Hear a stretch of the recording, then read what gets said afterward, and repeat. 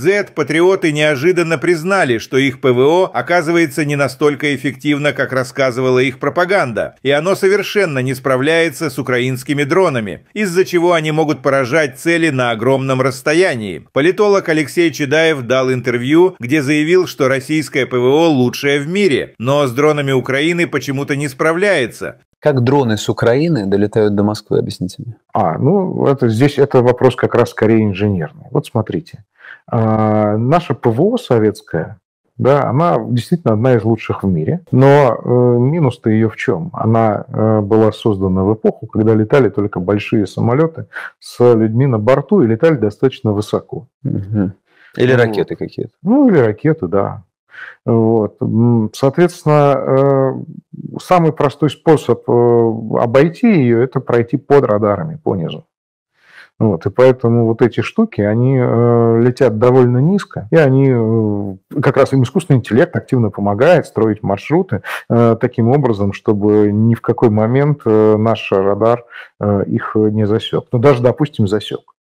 А дальше возникает вопрос, а чем его сбивать? Вот, потому что средства поражения, которые у нас есть, они отличные. Они его точно собьют, только они стоят в 10 раз дороже, чем этот дрон. Вот, и их ограниченное количество. Если, допустим, завтра таких дронов прилетит больше, чем есть, да, условно, зарядов вот, в этой самой установке, что тогда будет? Вот. А еще страна-то большая все-таки, да, всю территорию, соответственно, не закроешь.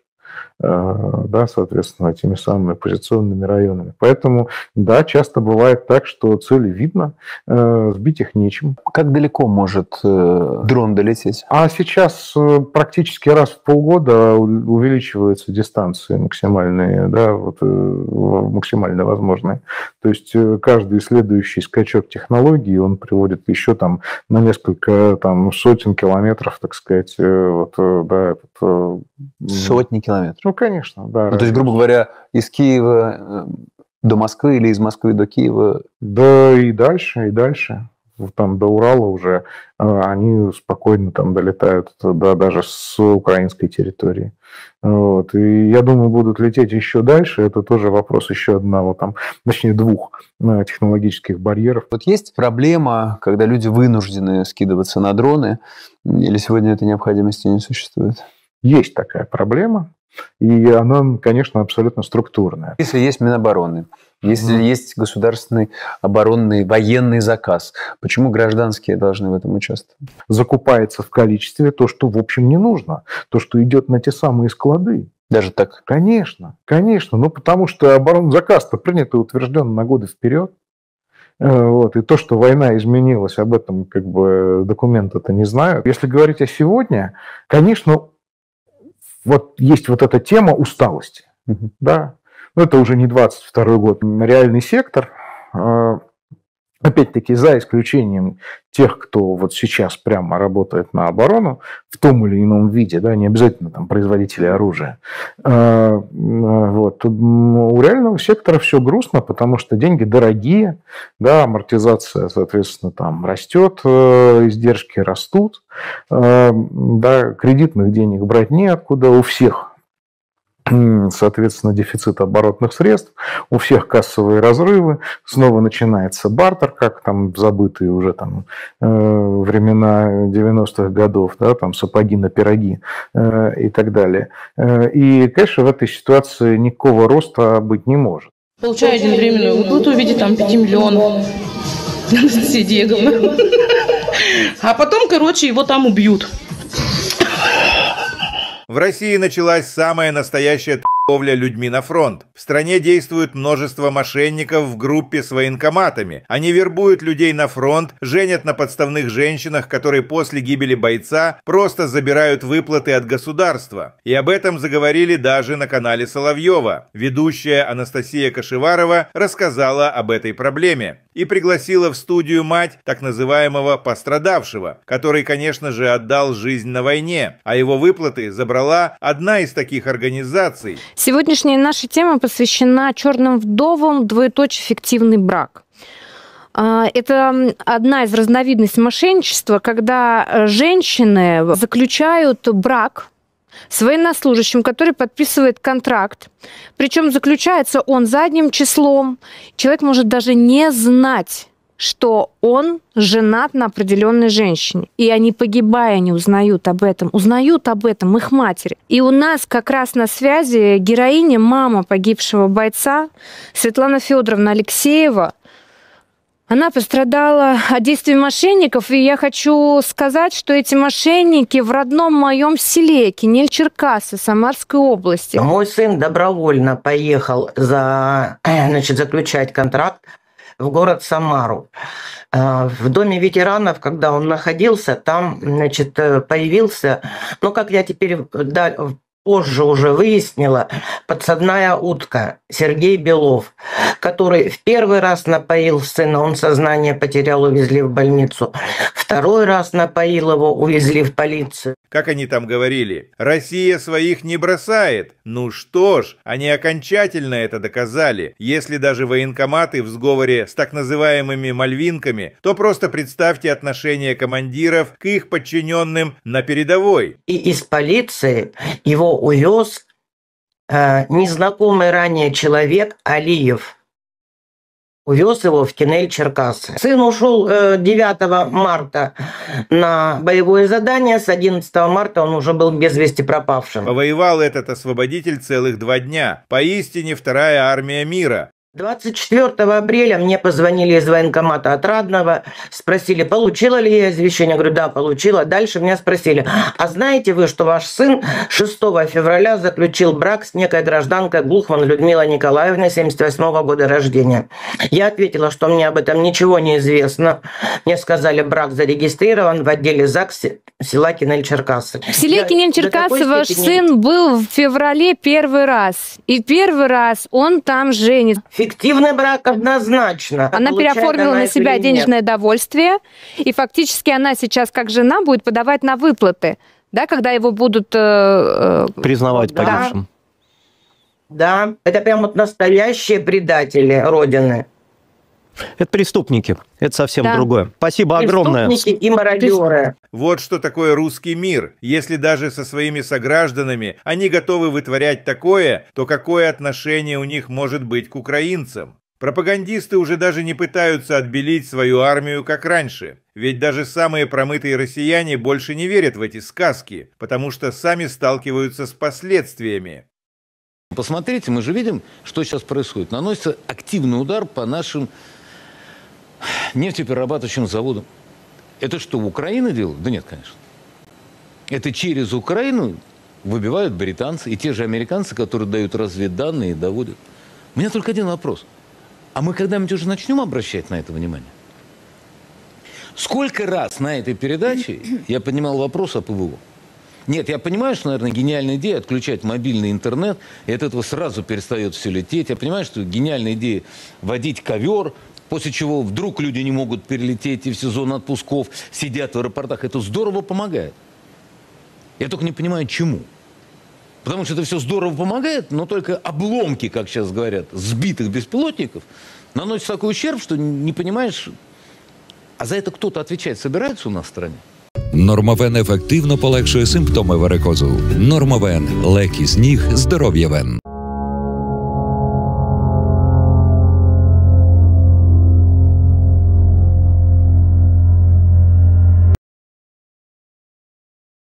Here, patriots are already commenting in panic on what is happening with the Russian economy. Gherkin's comrade Maxim Kalashnikov said that Russia is moving toward an economic collapse, because of which a real revolution against the current government could begin in the country. Despite all these cheerful statements that everything is fine, everything is moving forward, we are winning. No, guys, unfortunately, the situation is very bad. I have long forgotten, I ignore. Words about unprecedented economic growth. That's it, even officially it has stopped. The fact that we have the fourth economy in the world by some purchasing power parity, one cannot help but see what is happening in the rear, namely in the economy. An avalanche-like process of crisis payments, then our production begins to fall, and first of all, production with high-value products falls. As a rule, it begins with the fact that you do not have enough sales for your products and you, begin to have problems with liquidity and financial flows. In this situation, the first thing you have to save on, there are no other options, is to reduce the level of wages for workers.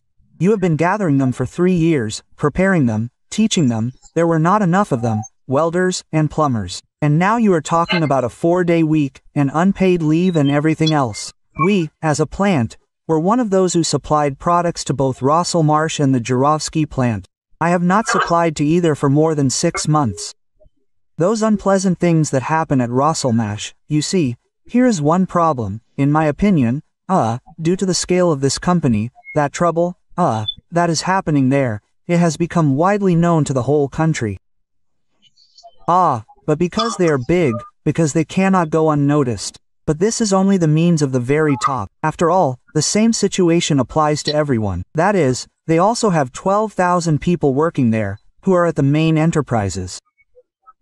In total, Rosselmarsh employs approximately 60,000 people in the country in mechanical engineering and 60,000 people in high-value added production. This means that their sales have stopped.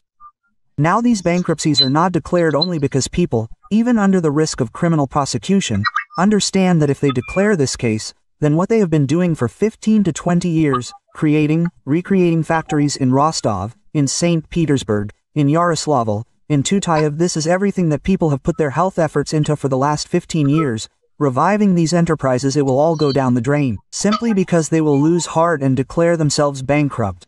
And people are taking risks, but this is yes, up to a certain limit. Our ruble has fallen, it was 100, it became 79. Guys, I want to ask, do you understand what this means, that everything Chinese, which had duties from 0 to 5%, has become 25% cheaper on our market today? And then the question arises, are you still surprised that all our trucks have filled all the roads, and KAMAZ trucks are no longer bought from warehouses? We can state that an economic explosion is being prepared in the rear, which should literally burst out in a few months, that a crisis of non-remote control will be generated, like in the 90s, in the terrible 90s, which led to the shutdown of enterprises, throwing people out onto the streets. This is simply obvious. So it is surprising that the central government lives in some kind of cocoon and apparently does not understand this problem. To be honest, what is happening now clearly shows me a continuation of Operation Spider's Web.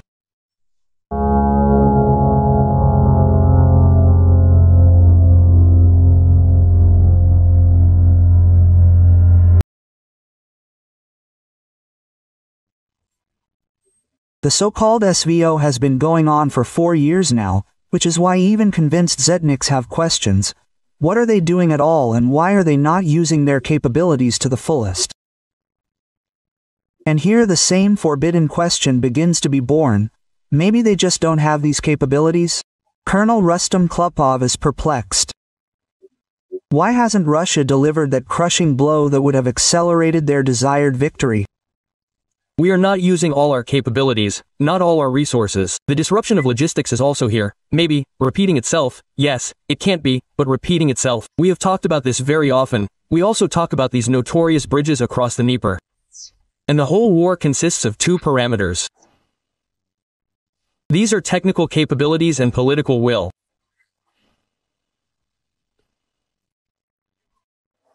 The question is, we don't have the technical capabilities to destroy these bridges, or, therefore, the leadership says, stop, let's wait for some reason. But if this is a technical capability, it is easily resolved. If we had set ourselves the goal of destroying the bridge on the Liman near Odessa, that's it, no one talks about it. They tried to restore it several times, but destroyed it again. Even today it is unclear whether it is in good condition or not. The same thing happened with any other bridge, like the Antonovsky Bridge, they tried to destroy it with their HIMARS. At first, nothing worked. In the end, we blew it up ourselves and made it completely unusable. And here, too, we have the strength and the ability and the means to reach every bridge. Technically, through intelligence means, anyway, asymmetrical strikes. It would seem that we are talking about, increasing our capabilities through symmetrical strikes. Ukraine has clearly shown us, we experienced this by our own example, the asymmetrical strike on Kursk brought us a lot of trouble. And now we have liberated the territories, thank God, and we are very seriously monitoring that this does not happen there in any of the other directions. Why don't we create the same conditions in the Bryansk direction, in the Kiev direction, in the Lvov direction? Let's return to this topic again in order to stretch the front line. So, the Ukrainian side does not have enough forces and resources to close all the gaps. And it is hard for them, hard enough to stretch their forces in these directions in order to weaken their resistance in the direction of the main attack.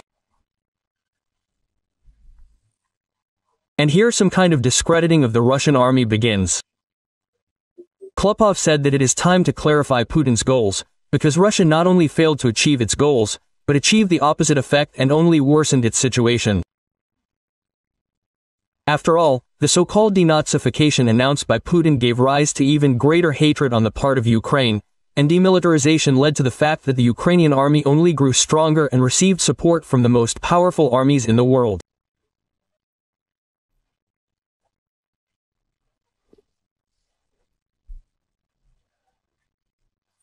Now, after 3 years, the question arises about refining the military-political goals, taking into account how NATO has performed as a whole, how individual states have performed, how the defense of, Ukraine is being built and how effective, therefore, are the previously set goals, because they set the goal of denazification, gave birth to a whole galaxy of followers of these Nazis, set themselves the goal of demilitarization, but led to the complete militarization of both society, therefore, and the state of this country.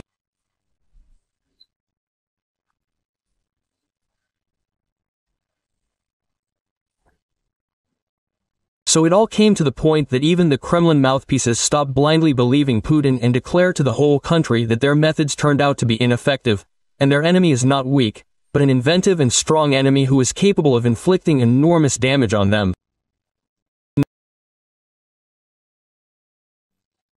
Even Kremlin radio is already openly admitting that sanctions are working. The economic situation is rapidly deteriorating, oil prices are falling, and the money is going to a war that is not producing results. They admit that there is less and less money in the budget, and no one knows where to get it. Economics and technology consultant Petr Zabortsev admitted live on air that a hole has formed in the budget, which is associated with a drop in income. And one of Russia's main problems is the decline in oil prices. Well, the situation is really getting more complicated. Already at the beginning of the year, it became clear that the federal budget, in the parameters that it was laid down in the law last year for this year, is not being implemented. That is, a hole has begun to grow in it, associated with a decrease in income.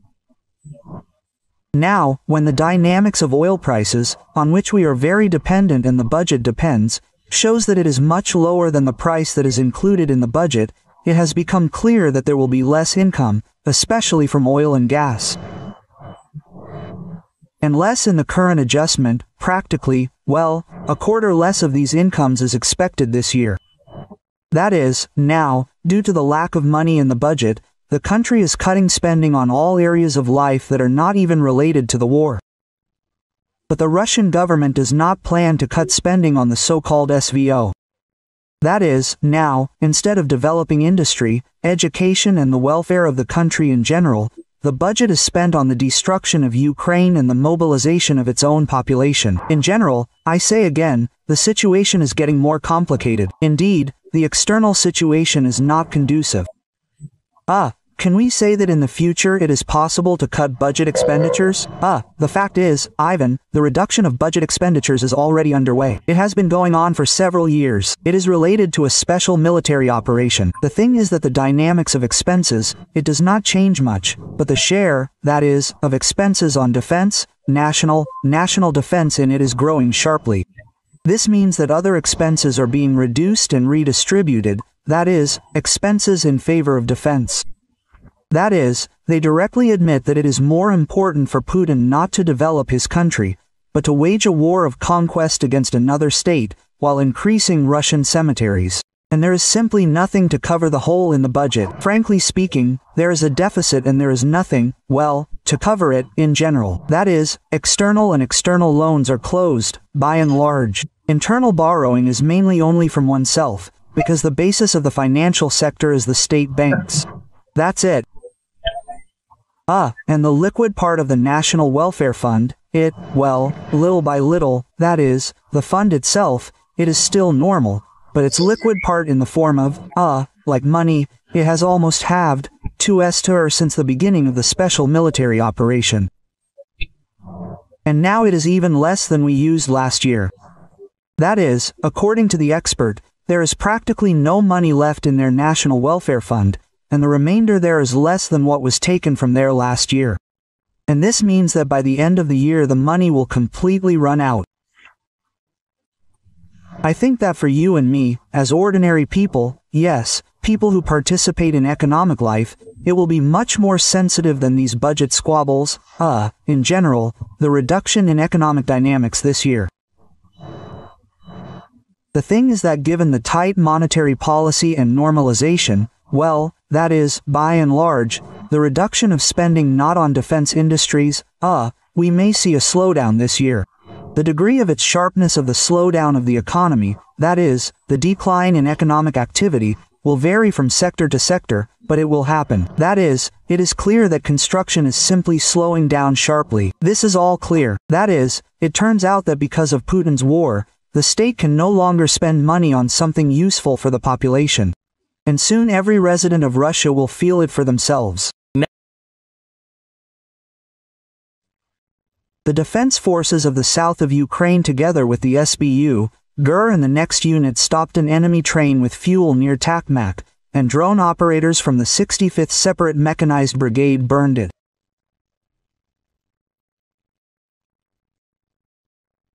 As a result of the operation, several tanks with fuel, which was intended for use by the Russian occupation army, were destroyed. Where the foot of the Russian soldier steps, there's ours. The Solovyov channel unexpectedly admitted that television is lying and shows an overly optimistic picture of what is happening at the front. After all, in reality, their advance is very slow and almost unnoticeable. According to Colonel Rustam Klupov, he said that the front is in stagnation and they have not seen serious breakthroughs for a long time. Assessing the situation on the fronts over the past week, we can conclude that the front, regardless of the fact that here is a rosy picture, is rosy in the wrong sense. Such a promising picture we have, therefore, on television screens. In fact, the front is in a certain degree of stagnation. There are no serious activations in any of the directions. The front continues to move with such a creeping advance. Well, on the one hand, this is good, but on the other hand, the progress is quite slow. They said about the regions in Ukraine that we consider ours. Yes, I have said many times that I consider the Russian and Ukrainian people to be one people. In fact, in this sense, all of Ukraine is ours.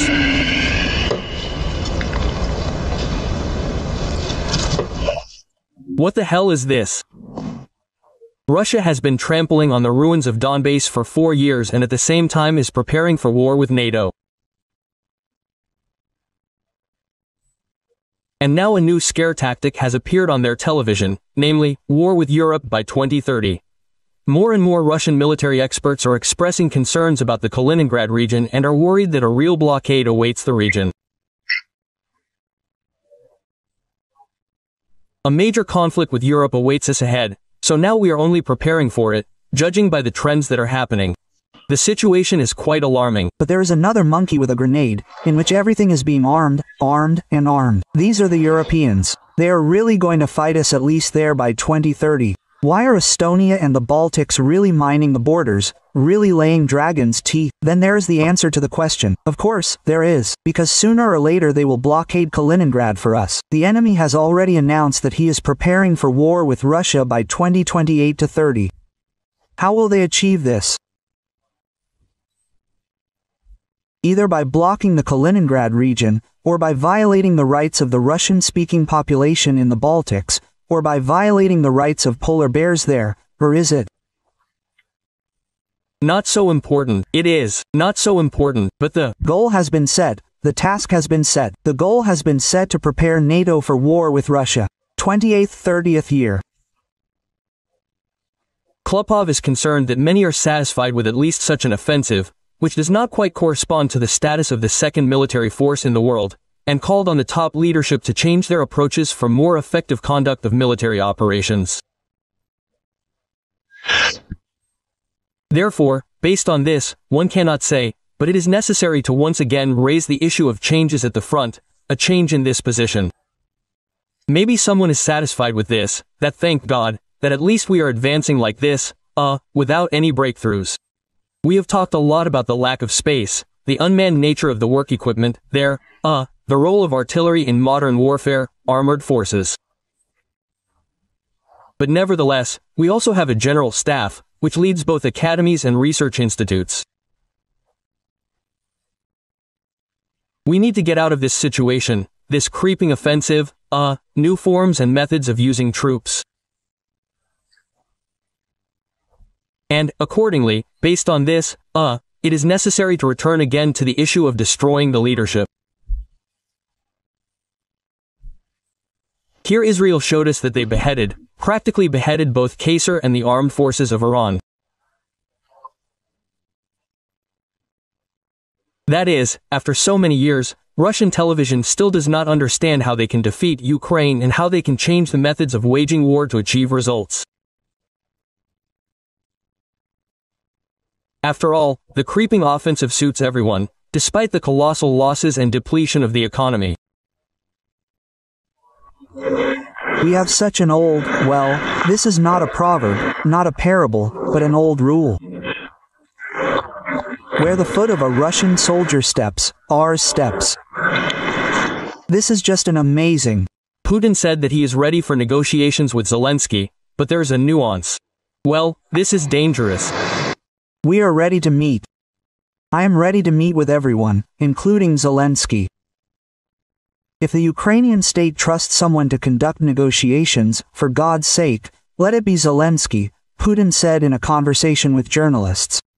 For God's sake, let it be Zelensky. That is not the question. Who will sign the document? God, I'm finished. According to Putin, the main question is who will sign the documents. He again spoke about Zelensky allegedly being illegitimate. Moreover, Putin threatened to worsen the situation for Ukraine. If Kyiv refuses to negotiate with Moscow, they will not negotiate, the situation may change for the worse for them. There is no need to drag it out, we need to sit down and negotiate, the head of the Kremlin said. If we continue to fight further, and many watch, some in quotes, on TG say that we can fight forever, this is nonsense. And we have very strong large losses. Putin also assured that Russia is allegedly trying to end the hostilities in Ukraine. Yes, there is. No need to decide, that's it. Because otherwise, look, I say it again, the scales begin to strategically tip in favor of our enemy. And the strike was not on residential areas, but on defense industry facilities, on factories that produce military equipment. This is what we are doing. And here we are making no secret. One of the goals of the special military operation is the demilitarization of Ukraine. The first basic truth. Russia will not be able to leave the war voluntarily, does not want to and will not, because war is a way of existence for this type of state. That is, they threw away all the chaff, implemented the concept of control over the internal people, over its own citizens, yes, through war. And, accordingly, this is the only form of existence of Putin's state, Yes, there are no other forms of this state, there will not be, and, accordingly, it will not be able to leave voluntarily, I emphasize, regardless of the negotiation processes. Don't you see that our guys are giving their lives? They are not just speaking out, they are not just talking, but with their lives they are defending the rights of not only the African continent, but all people on our planet.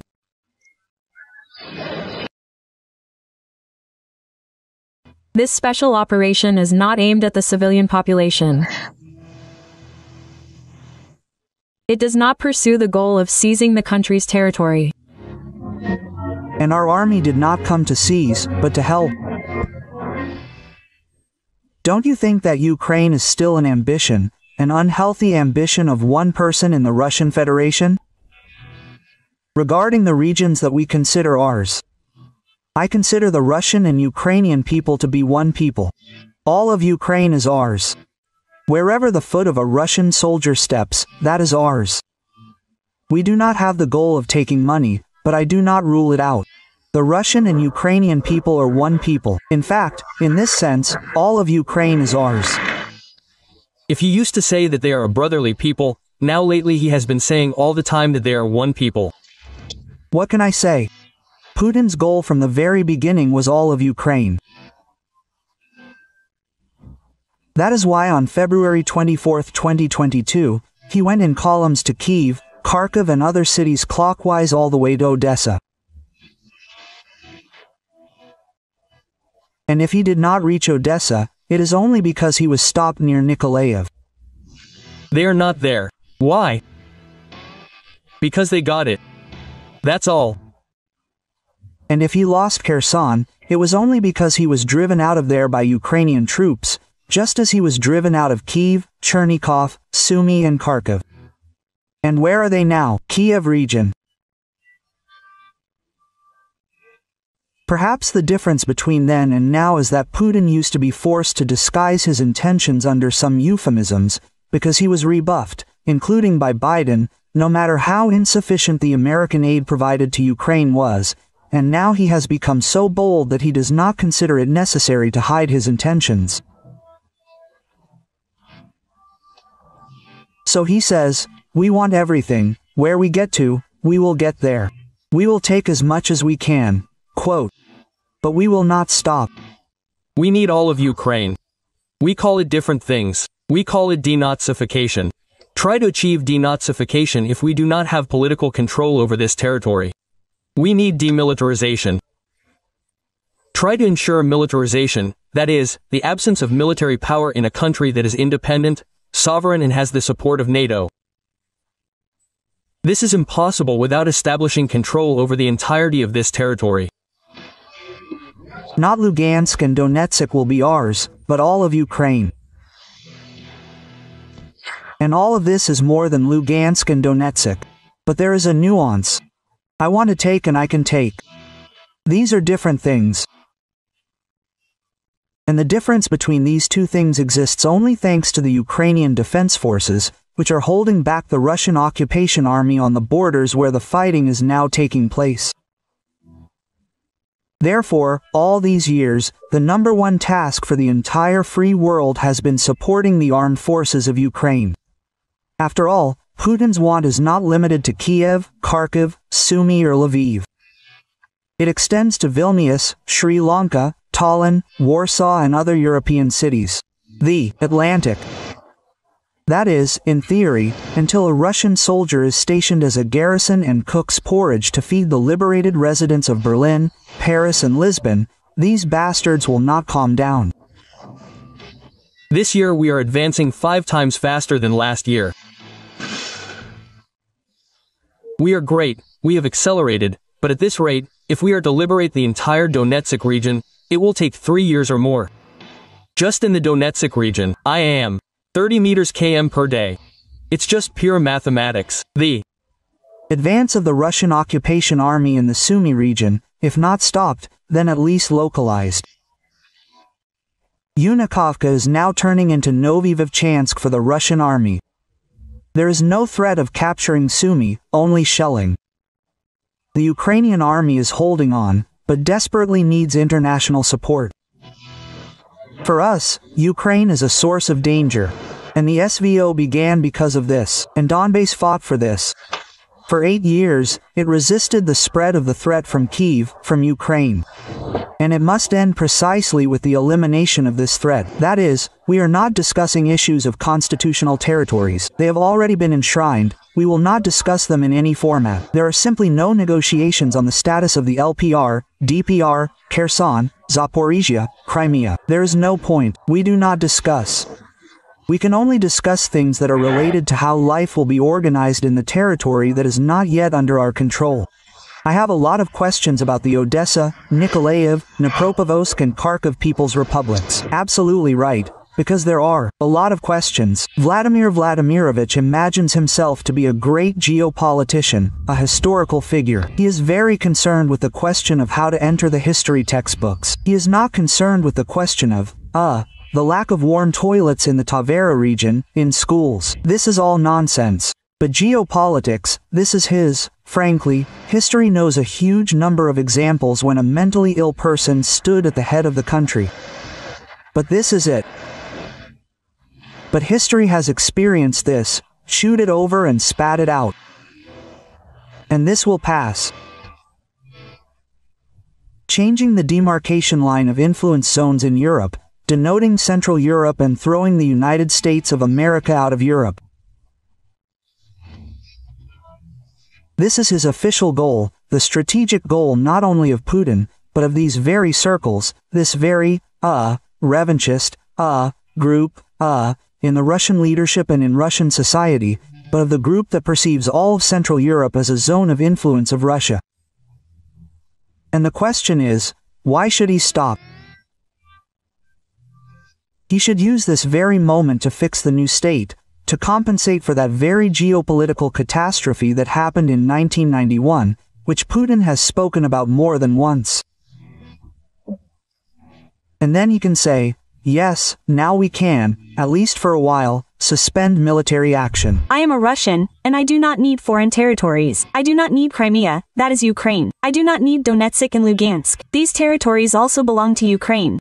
I do not need the territory of Mariupol or other cities occupied by a criminal state. I do not understand why I should expand my borders if my country is dying out, degrading and overgrown with hogweed. I have no doubt that my country's soldiers should not be on the territory of Syria, Georgia, Ukraine or other states. I did not give my permission for my contributions to be spent on missiles and shells that fly to foreign countries, killing hundreds of thousands of people like me. I do not understand how my compatriots even explain to themselves the need for wars and the need to seize foreign territories. How did they come to the conclusion that with weapons in hand you can bring love, kindness and freedom? How can you call occupation, murder, violence, torture and other crimes the Russian world?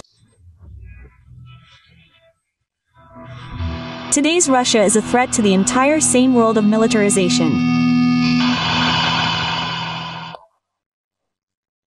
And now it is returning to Europe, and not only in the Baltic countries, in Poland, but also in Germany, in France, in Britain. We must be prepared for the fact that these very serious opponents will gradually recreate their large armed forces, and turn economic difficulties into a system of step-by-step mobilization economy.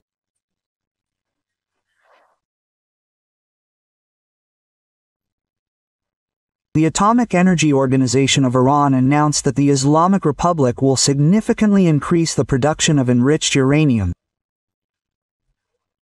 A new enrichment facility is being commissioned on a previously prepared site.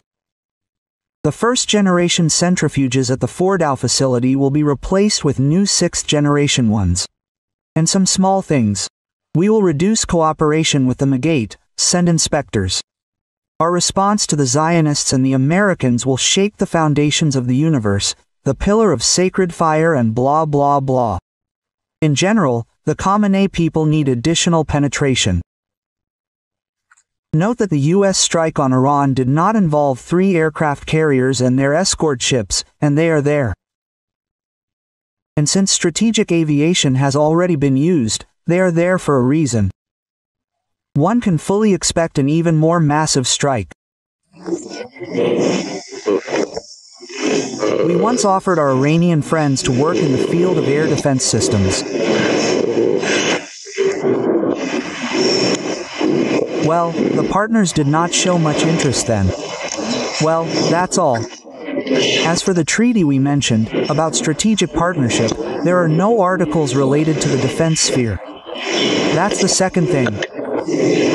And thirdly, our Iranian friends are not asking us about this, so there is practically nothing to discuss.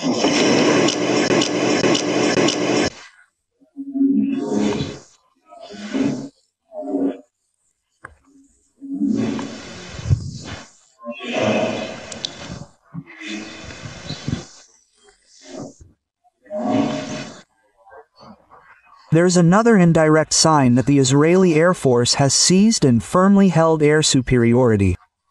This is information about the losses of Israeli aircraft. Well, there is no information that would say that the Iranian side is going to show captured pilots and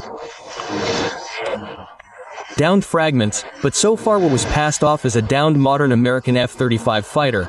But to put it mildly, there was no word for it at all.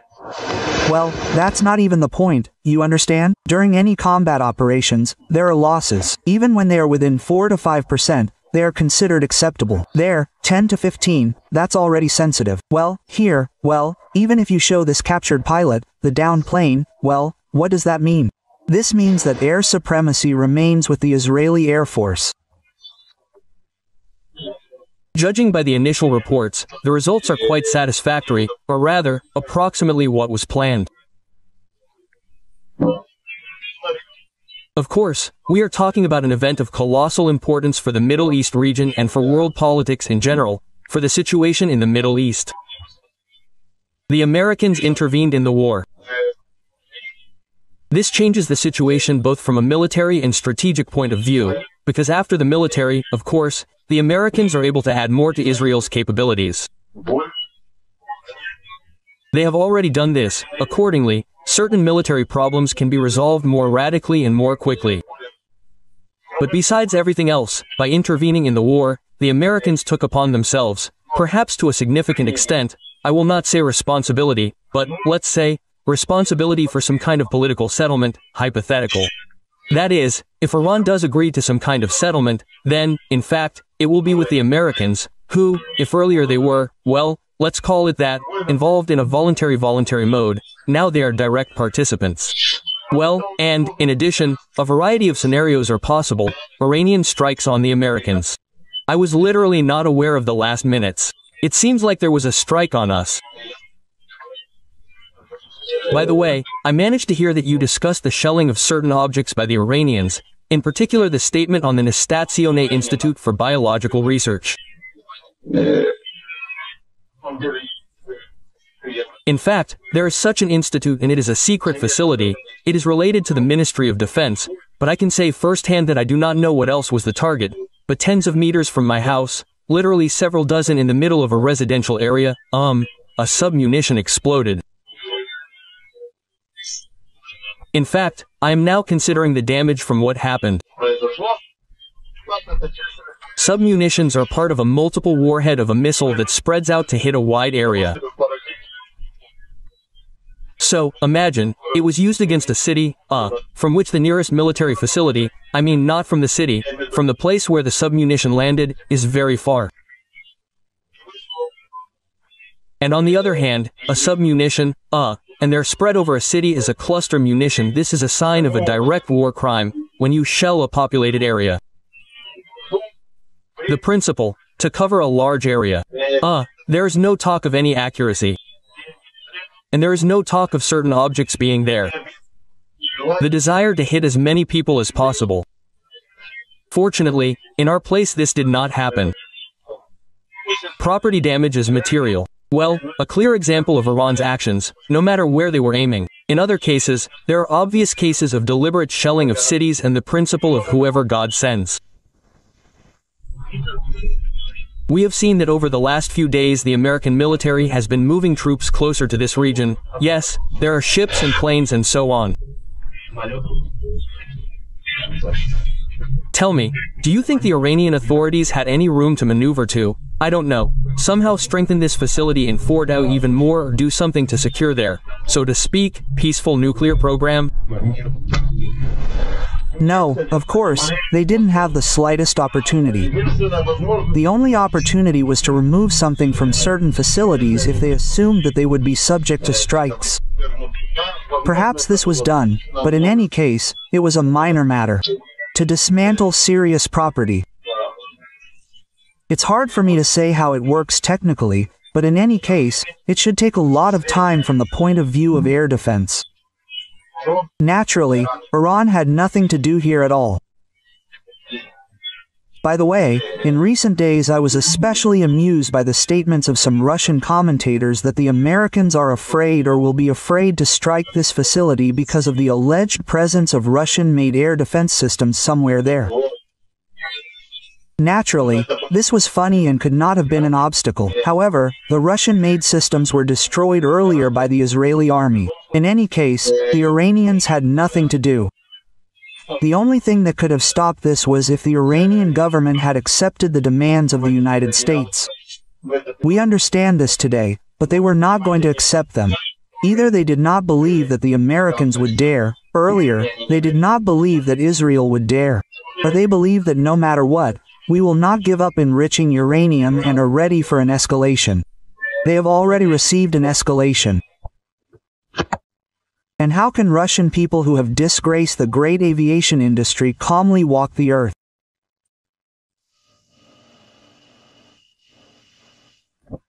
The homeland of Antonov, Tupolev, Sukhoi, Mikhail, Gurevich. And now someone appears and says, well, here and their billions, it didn't work out. Degrees should be annulled. You are not aircraft engineers, you are not designers, you are a disgrace to the people, you have disgraced the country.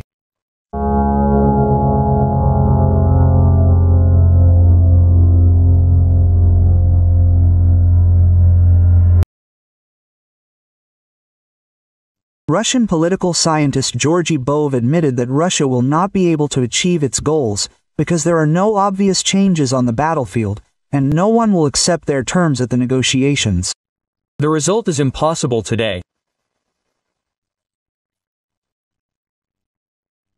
Well, why bother trying to put on some kind of, so to speak, serious expression and pretend that this result will be achieved any minute now?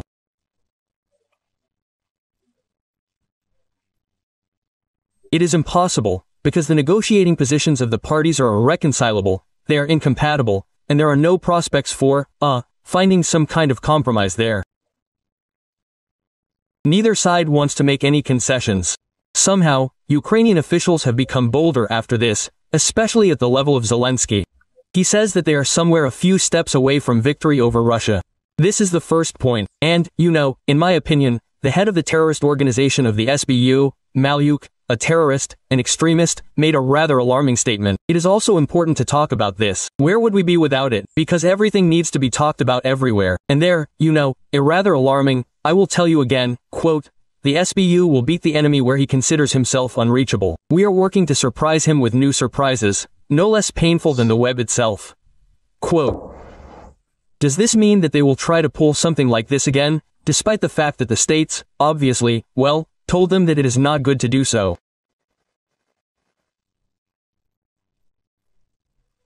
Strikes on strategic aviation are not the most critical blow to the nuclear triad, although painful. But another thing is that yes, you are right, the doctrine says that this deserves a response. And the problem is that modern warfare has revealed one unpleasant circumstance.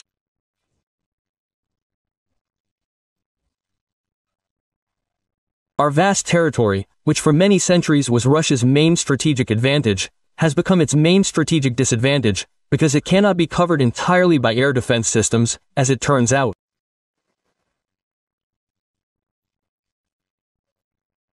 Moreover, these air defense systems, which means air defense systems, a means of defense, are much more expensive than a means of attack.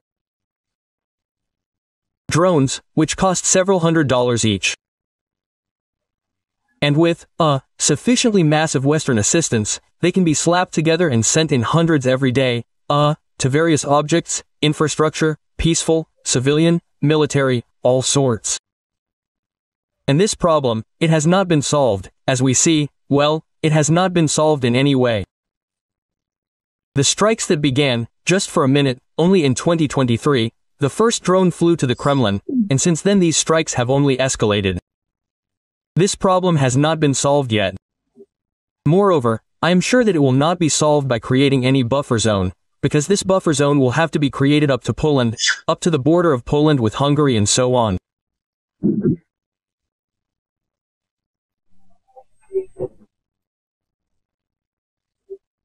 And that is why this confidence of the Ukrainian leadership that they have found a method of waging war that is cheap enough for them, but painful enough for us.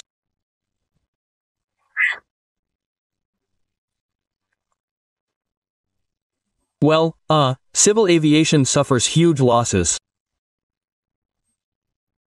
Here are a few more months of such an increase in such strikes, and our civil air traffic in European territory will be paralyzed. This is economic damage. The damage is enormous. Enormous. And if we continue to strike the oil refineries, accordingly, the same effect. All this, is a big economic cost, big economic losses. And a military means against these drones has not yet been found. Ideally, of course, so to speak, well, Israel could cover its small country with this very Iron Dome, which even lets through strikes, and there the saturation is much greater. Accordingly, covering the entire territory of Russia with some kind of laser weapon is a task for a fairly distant future and very expensive.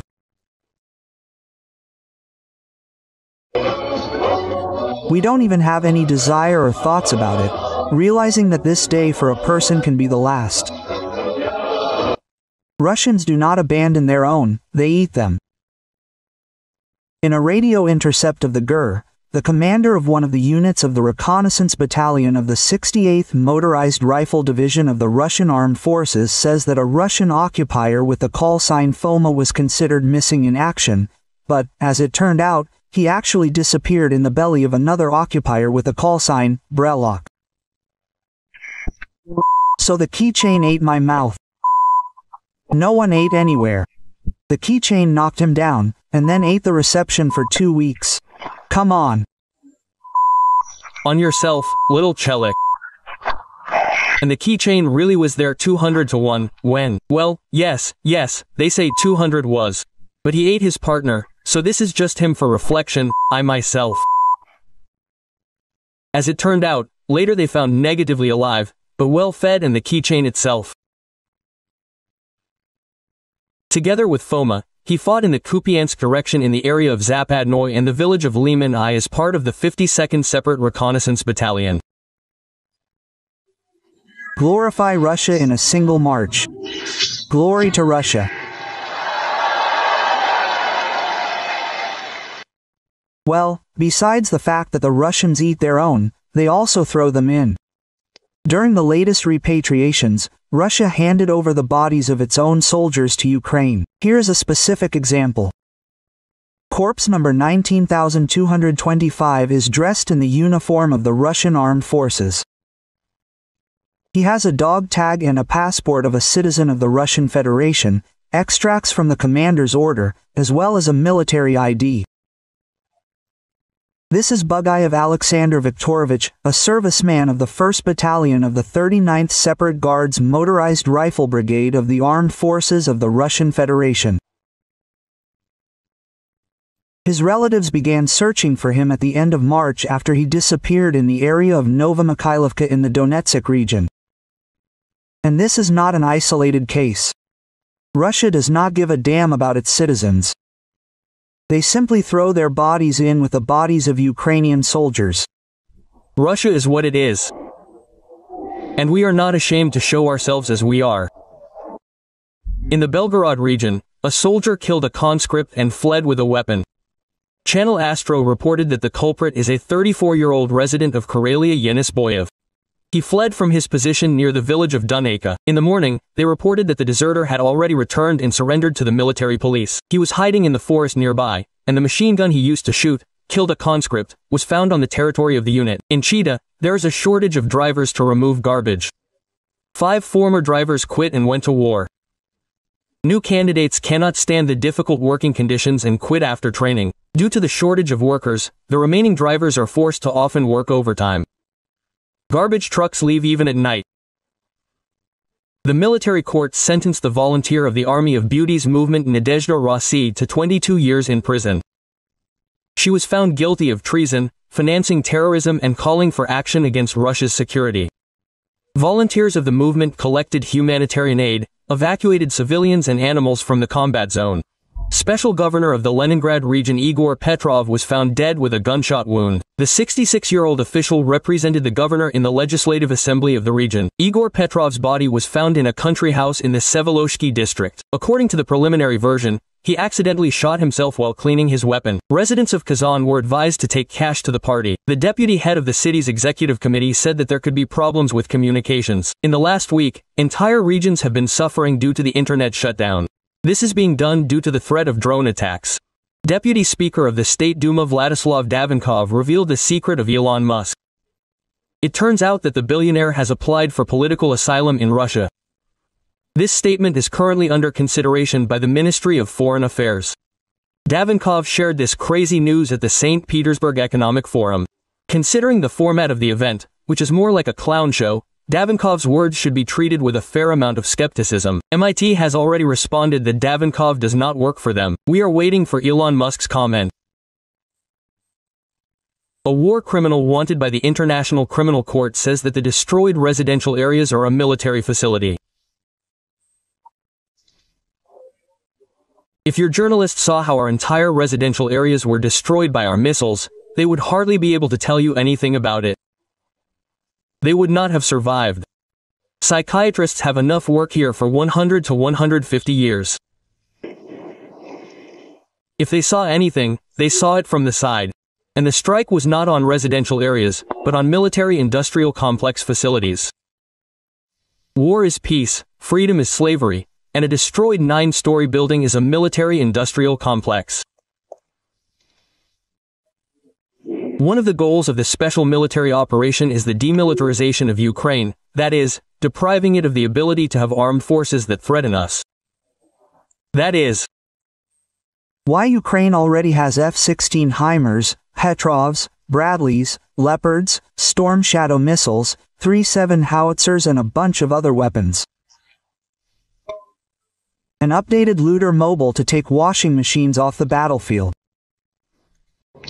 That's the kind of device. They took the doors. Installed anti-drone protection. That is, the guys say they attack from the front and from behind. Well, there is a shooter in the back, so they said not to protect the back. They said not to protect the back because it would be inconvenient to load the washing machines into the trunk. They made additional reinforcement here, strengthened the body. There will be a platform and belts here, so that the washing machines do not hit each other.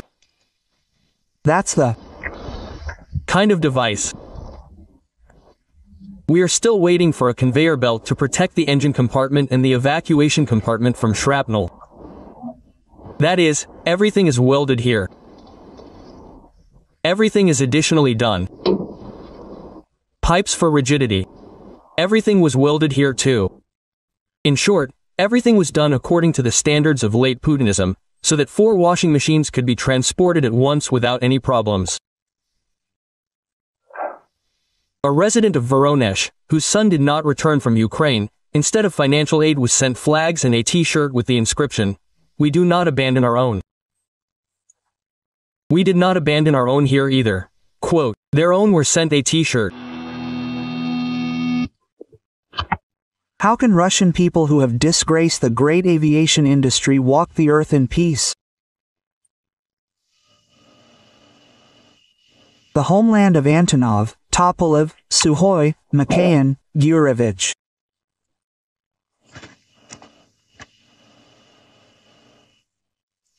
And now someone appears and says, well, billions here and there, billions there.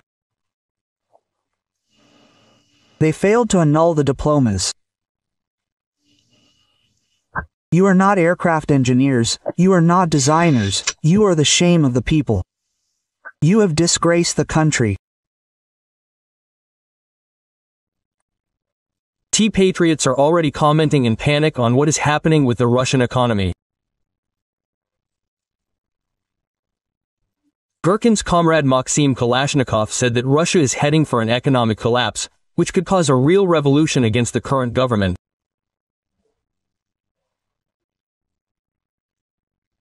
He admitted that Putin's assurance that the economy is growing and sanctions have benefited Russia is a blatant lie. And in reality, their economy is starting to collapse. Despite all these cheerful statements that everything is fine, everything is moving forward, we are winning. No, guys, unfortunately, the situation is very bad. I have long forgotten, ignoring the words about unprecedented economic growth. That's it, even officially it has stopped. That we have the fourth economy in the world in terms of purchasing power parity, one cannot help but see what is happening in the rear, namely in the economy. He also interviewed Vladimir Baglayev, director of the Cherepovets foundry and mechanical plant, who said that production could soon stop completely, followed by a wave of bankruptcies at enterprises. According to him, there is a serious crisis in Russian mechanical engineering, which is why free vacations are being introduced, the work week is being shortened, and teams are breaking up. A new process is beginning with credit payments, then our production begins to fall, the GBP falls, and first of all, production with high added value falls. As a rule, it starts with the fact that you do not have enough sales for your products and you start having problems with liquidity and cash flows.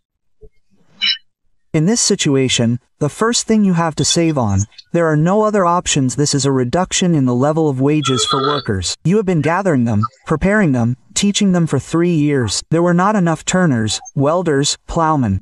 And now you are talking about a 4-day week, unpaid leave and everything else. For example, the largest plant, Rosamash, where tens of thousands of people work, was also on the verge of bankruptcy. Russia had all the resources to develop the country, many sources of income and successful enterprises. But instead of growth, they chose to ruin their country through a war of conquest against Ukraine, killing hundreds of thousands of Russians and destroying their own economy. And all this for the sake of the ruins of Ukrainian cities, which no one is going to restore. We, as a plant, were one of those who supplied products to both Roselmarsh and the Jurovsky plant. I have not supplied to either for more than 6 months. Those unpleasant things that happen at Roselmash. You see, here's one problem, in my opinion, due to the scale of this company, the trouble, that is happening there. It has become widely known to the whole country, but because they are big, because they cannot go unnoticed, but these are only funds from the very top. After all, everyone has the same situation. That is, they also have 12,000 people working there, who work at the main enterprises at Roselmash. In total in the country about 60,000 people in mechanical engineering and in production with high added value 60,000 people. So, their sales have stopped. Now these bankruptcies are not declared only because people, even under the risk of criminal prosecution, understand that if they declare this case, then what they have been doing for 15 to 20 years, recreating factories in Rostov, in St. Petersburg, in Yaroslavl, in Tutayev, this is everything that people have put their health efforts there for the last 15 years, reviving these enterprises, it will all go down the drain, simply because they will lose their youth and declare themselves bankrupt. And people are taking risks, but this is yes, up to a certain limit. Our ruble has gone down, it was 100, it became 79. Guys, I want to ask, do you understand what this means? That all the Chinese, which had duties from 0 to 5%, today became 25% cheaper on our market? And then the question arises, are you still surprised that all our trucks have filled all the roads, and Kamaz trucks are no longer bought in warehouses?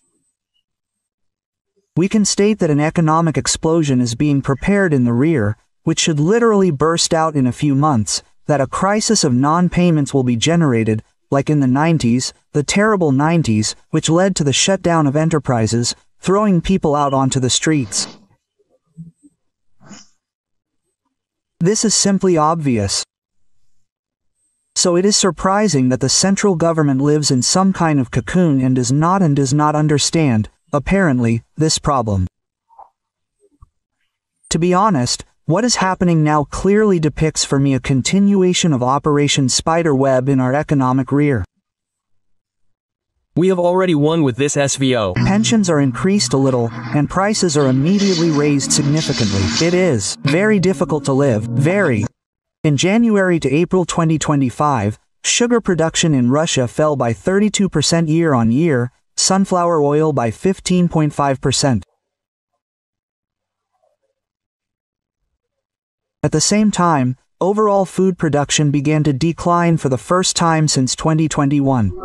It is important that during this time, domestic entrepreneurs have learned to work under sanctions, adapted to them, thought out and launched alternative mechanisms for cooperation with foreign partners, with those who want to work with us. In addition, sanctions have become a kind of even additional catalyst for positive structural changes in our economy. Expensive loans, higher taxes, falling harvests and the lack of imported seeds have led to a sharp decline. Production of 3 basic food products in Russia.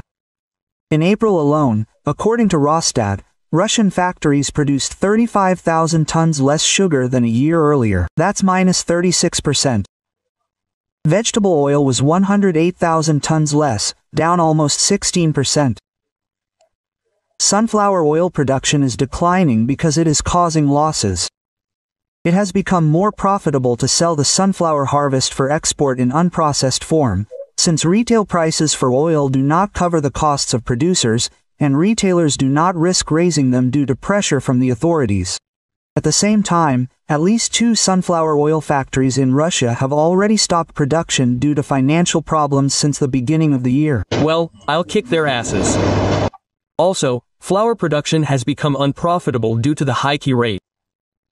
In February, the Union of Flour and Cereal Enterprises warned the Ministry of Agriculture about the threat of mass bankruptcies due to the growth of loan rates to 25% per annum and higher.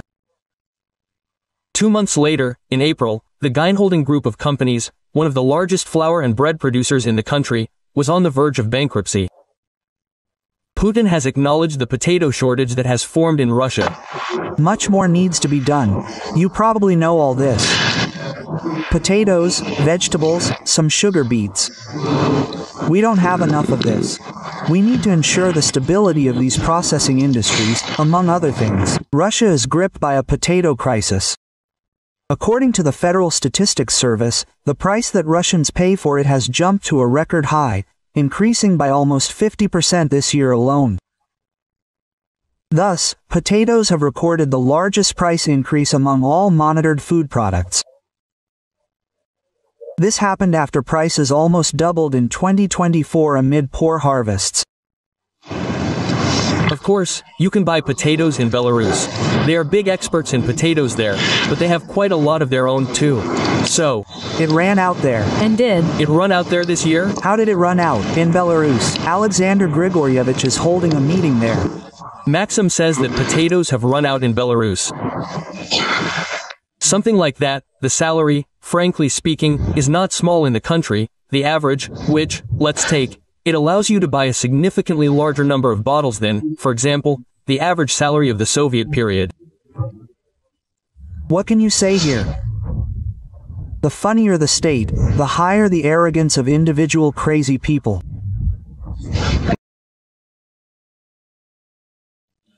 Growth is exhausted. How military mobilization and the raw materials crisis stopped the Russian economy.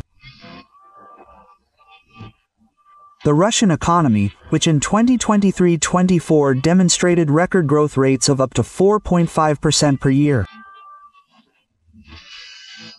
In the spring of 2025, it began to noticeably stall. Already in the first quarter of this year, annual GDP growth fell to 2%, the minimum level since the beginning of the Great War. Experts note that the peak of overheating was passed at the end of 2024, and the current slowdown was the result of the exhaustion of the potential for extensive growth due to the mobilization of the economy for military needs. Let's cancel the damn pensions. Propagandist Sergei Mordin figured out how to solve demographic problems in Russia. So you gave birth to yourself, raised children, then you will have something not to eat in old age. No, you will die. Okay, he is an idiot. But those who consume this information product have completely become brutal. Transfer of resources to the military sector and stagnation of civilian industries. The main factor in the slowdown. Large-scale transfer of resources to the defense sector. According to the Center for Macroeconomic Analysis and Short-Term Forecasting, CMASF, the civilian industry went into recession in the first quarter of 2025. Production volume fell by 0.8% per month. And in a number of industries, electrical equipment, mechanical engineering, building materials, the decline was even deeper. Financing the war requires constant investments in the military-industrial complex, which leads to a shortage of investment and personnel in civilian sectors. The high key rate of the central bank of 20% additionally restrains economic activity and makes it difficult to access loans.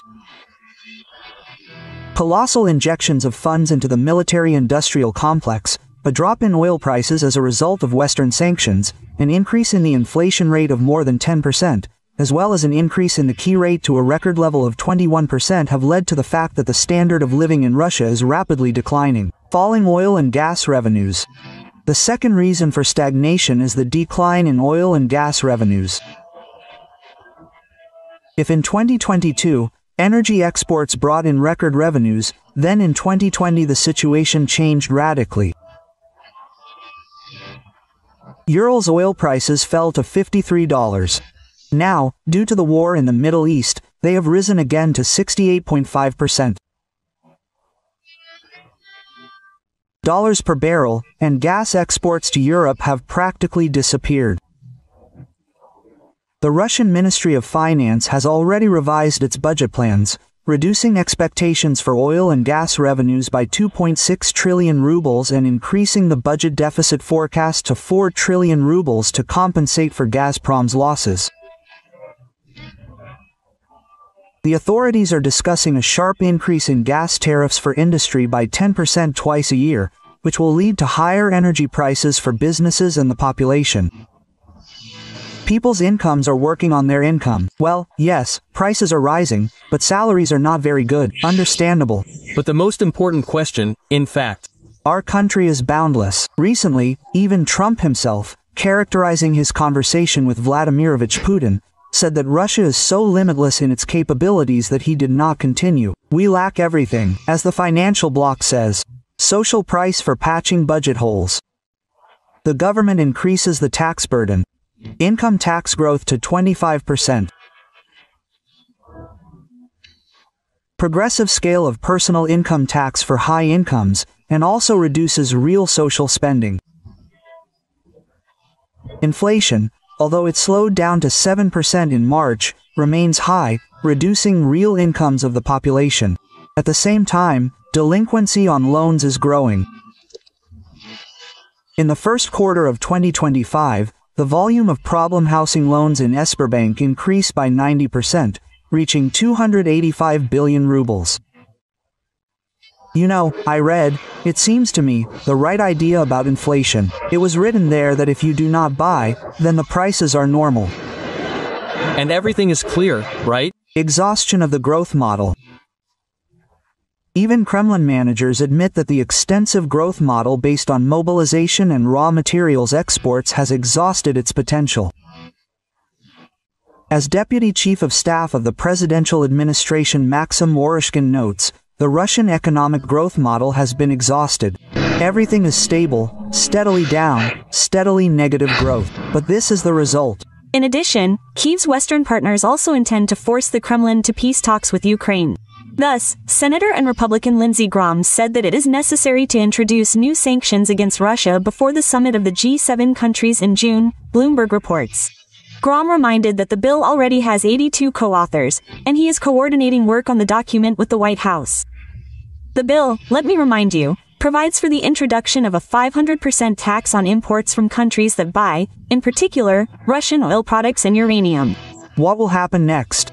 The Russian economy is already close to the line. Reserves are running out. The growth model is not working, and the war is accelerating degradation. Higher tariffs, stagnation, inflation and rising poverty are the direct consequences of the course of recent years. If the situation does not change, then in the near future Russia may again face the need for mass imports of food and essential goods, like in the 90s, when Bush's famous legs appeared on the shelves. Help. The Russian economy works on the principle, Pa, will you drink less? No, children, you will push less. And in this sense, the Kremlin's priorities are connected with military production, connected with some kind of filling, social payments, which are certainly guaranteed to be made there. Yes, they are not indexed the way people would like.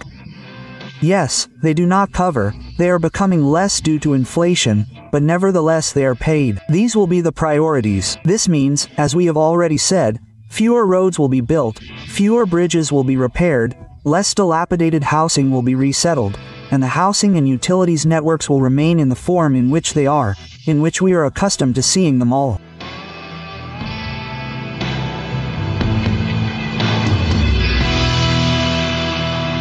What is needed in crazy quantities?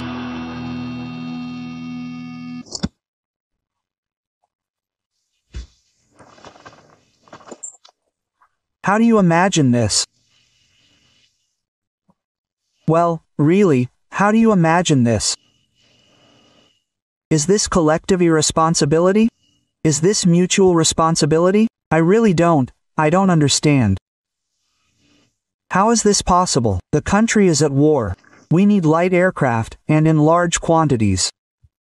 Aviation, which now needs to be equipped with modern weapons and solve the problem of intercepting all that unmanned crap with which they are trying to attack our regions.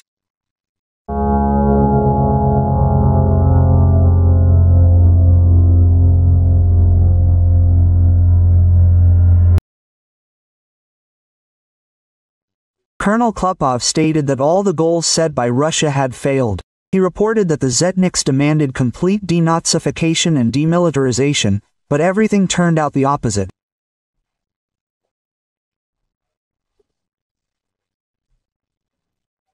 Now, after 3 years, the question arises about refining the military political goals, taking into account how NATO has performed as a whole, how individual states have performed, how Ukraine's defense is being built and how effective, therefore, the previously set goals are, because they set the goal of denazification, gave birth to a whole galaxy of followers of these Nazis, set themselves the goal of demilitarization, but led to complete militarization of both society, therefore, and the state of this country.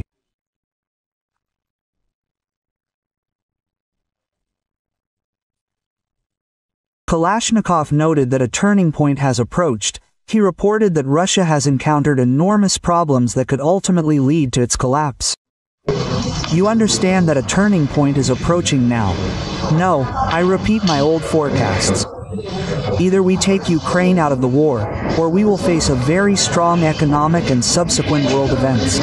Draw your own conclusions. Apta Ladanov said that Russia urgently needs to prepare 1 million occupiers and take them by numbers, which Kalashnikov disagreed with. The military blogger explained that in this case the economy will not withstand and Russia will fall. Zetnik insists that they do not need a large army, but good command and ingenuity, which is inherent in Ukraine.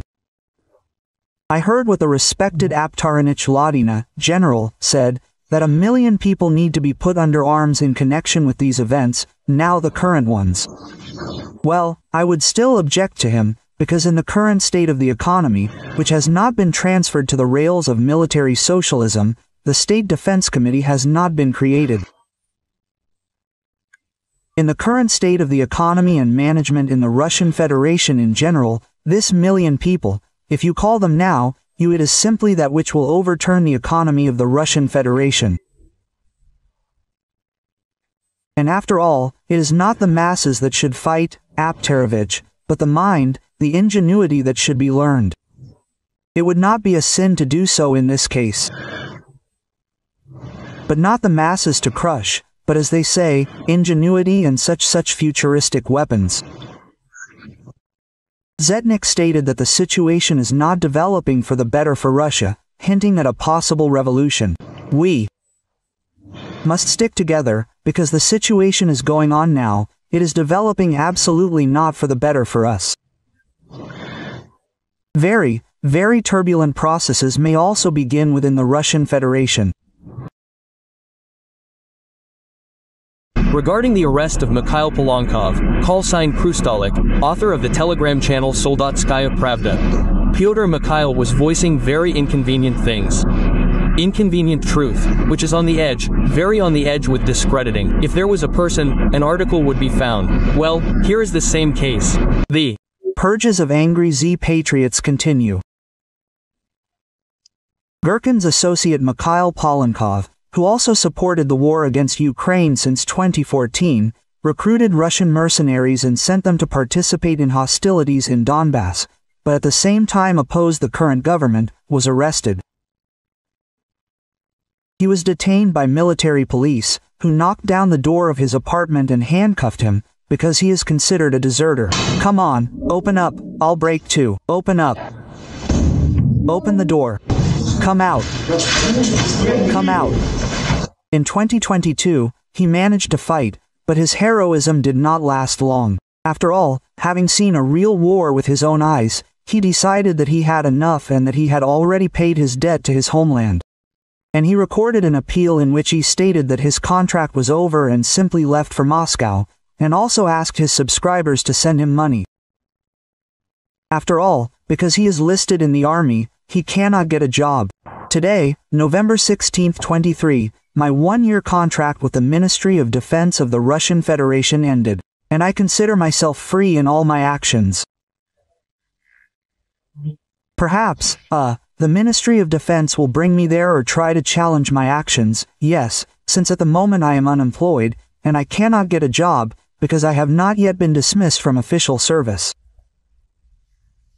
Here, under each publication on my channel, or rather, not under each, but under each publication that can be regarded as intellectual property, in addition to the sign-up banner, a support banner has now appeared, and that is the whole point of these hooray patriots. After all, they were the ones who shouted the loudest that Russia needed to start this war. But in the end, most of them didn't go to defend it, and some fled at the first opportunity. But it's impossible to just leave the armed forces, because the contracts are valid indefinitely until the end of the so-called SVO, which is why he was accused of unauthorized abandonment of the unit. And now two scenarios await him, either a term of 5 to 10 years, or a bloody assault. But that's not all. He is also accused of fraud, because he created a project where he allegedly searched for missing soldiers, collecting money from Russians. But he did not provide any reports on his actions. He also published videos discrediting the army, which were used by Ukrainian media. But it's obvious to everyone that collecting money is not the main problem, because many Z bloggers loyal to the authorities are doing this. It's all about his posts, where he talked about Russia's war crimes and directly criticized Putin. It immediately seemed to me that Putin and Biden were talking about the final collapse of Russia, in order to destroy it. They do not want victory. They need either the destruction of each other, or the final collapse of Russia. Yes, that Putin is working in cahoots with all these comrades. The European Union, they're in America and so on, works for this. Putin is an accomplice in the murder of our country. They are constantly looking for foreign agents. Everyone is a foreign agent for them, except Putin, and you can already feel the anxiety of those same ultra-patriots. Many were afraid to speak out, but his closest associates have already made a statement. In principle, it is believed that he left the unit without permission. He is 53 years old. He is sick. He is with Komisov. He fought in general, not having the right to fight due to health reasons. He earned a medal for bravery. And now his homeland has awarded him this way. Big changes will come. The campaign in Ukraine will end, but it will end, well, let's say, very ambiguously, and very untriumphantly. And so that there is no talk about this, there will be preventive, intimidating arrests among, as they call it, the sane public, and we call them Russian angry patriots there.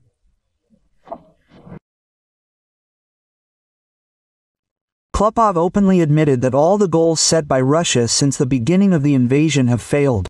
The Zetniks demanded the complete denazification and demilitarization of Ukraine. However, the reality turned out to be the opposite. Ukraine has grown stronger, and Russia is getting deeper into a protracted and exhausting war.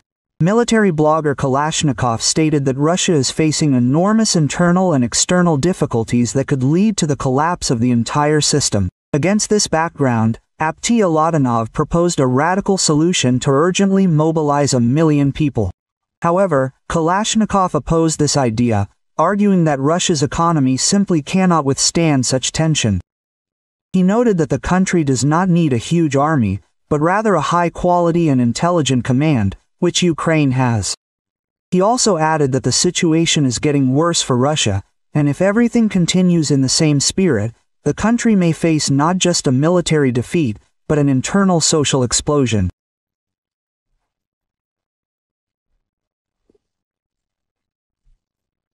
Now, after 3 years, the question arises of refining the military political goals, taking into account how NATO has performed as a whole, how individual states have performed, how Ukraine's defense is being built, and how effective, that is, the previously set goals are, because they set the goal of denazification, and gave birth to a whole galaxy of followers of these Nazis.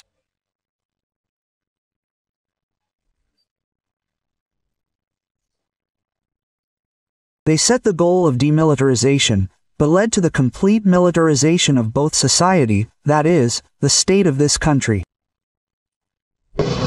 You understand that a turning point is approaching. I repeat my old forecasts. Either we withdraw Ukraine from the war, or we will face a very strong economic and subsequent events. Draw your own conclusions.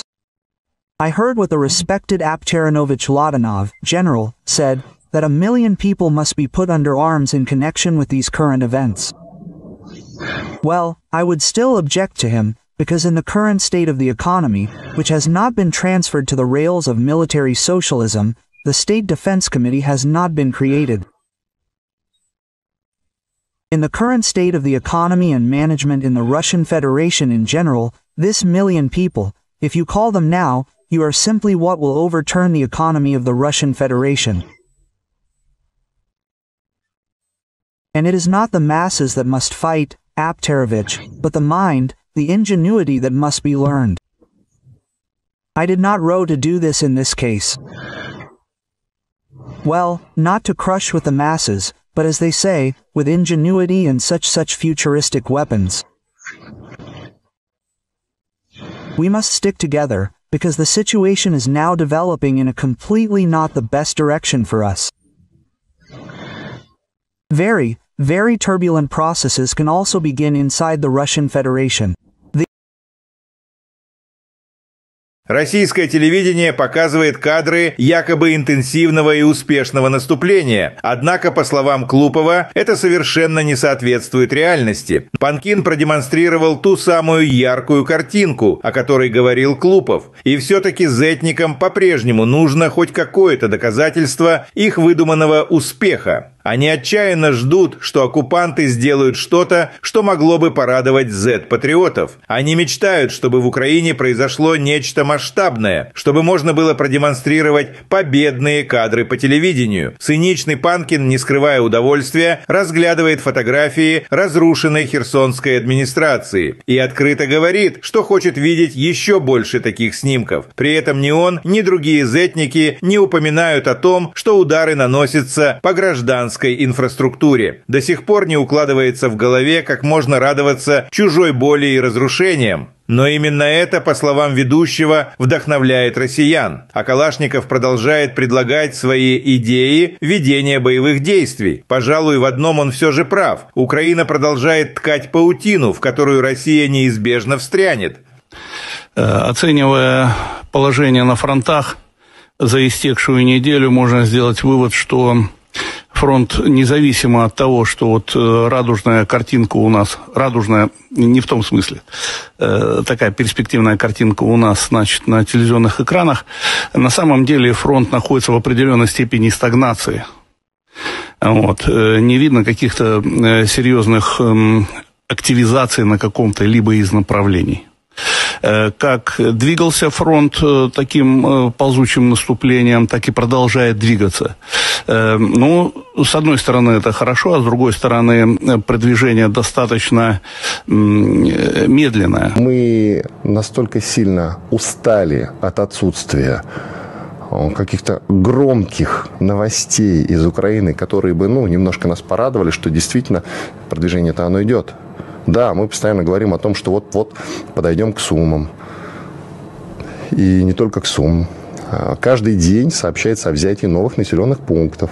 Но так, чтобы это встряхнуло действительно и разбежалось по всем интернет-СМИ, в том числе и телеграм-каналы, таких новостей давным-давно не было, которые порадовали каждого русского человека, да, каждого патриота России. Информационная поддержка того, что происходит, она же, мы все понимаем, очень важна.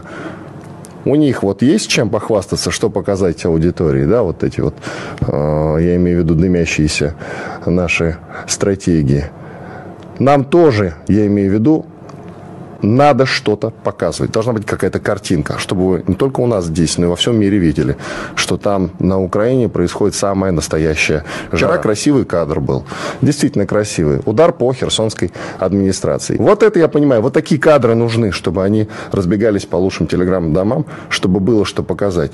И это бы нам лишний раз напоминало, что мы действительно продвигаемся вперед, что мы действительно настроены решительно. Штаб-квартира разведки. Это, в общем, то, что в Киеве на 4-м году войны стоит целым невредимым. Вот СБУ и ГУР, и там вот, собственно говоря, их руководители продолжают ткать паутину. On the Soloviev channel, they unexpectedly admitted that television is lying and showing an overly optimistic picture of what is happening at the front. After all, in reality, their advance is very slow and almost unnoticeable. According to Colonel Rustam Klupov, he said that the front is in stagnation, and they have not seen any serious breakthroughs for a long time. Assessing the situation at the fronts over the past week, we can conclude that the front, regardless of the fact that we have a rosy picture, rosy not in the sense of, such a promising picture we have on television screens. In fact, the front is in a certain degree of stagnation. Look, there are no serious activations visible in any of the directions. The front continues to move with such a creeping advance. Well, on the one hand, this is good, but on the other hand, the advance is quite, slow. They said about the regions in Ukraine that we consider ours. Yes, I have said many times that I consider the Russian and Ukrainian people to be one people in fact. And in this sense, all of Ukraine is ours.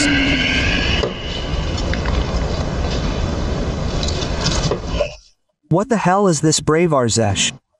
Russia has been trampling on the ruins of Donbass for 4 years and at the same time is preparing for war with NATO. And now a new scare tactic has appeared on their television, namely, war with Europe by 2030. More and more Russian military experts are expressing concerns about the Kaliningrad region and are worried that a real blockade awaits the region. A major conflict with Europe awaits us ahead, so now we are only preparing for it, judging by the trends that are happening. The situation is quite alarming. But there's another monkey with a grenade that is arming, and arming. These are the Europeans. They are really going to fight us there at least by 2030. Why are Estonia and the Baltic states really mining their borders, really laying dragons' teeth of? Of course they are, because sooner or later they will blockade Kaliningrad for us. The enemy has already announced that it is preparing for war with Russia by 2028 to 30. How will they achieve this? either by blocking the Kaliningrad region, or by violating the rights of, the Russian-speaking population in the Baltic states, or by violating the rights of polar bears there, or it is not so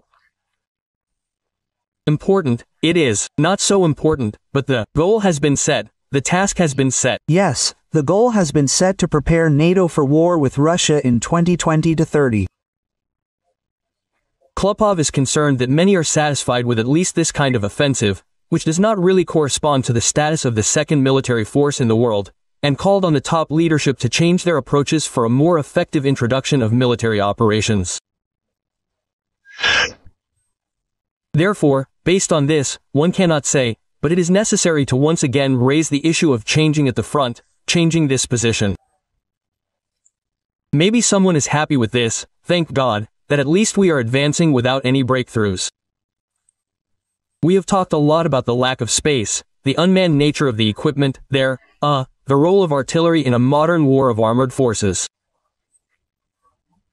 But nevertheless, we also have a general staff, which leads both academies and research institutes. We need to get out of this situation, this creeping offensive. New forms and methods of using troops.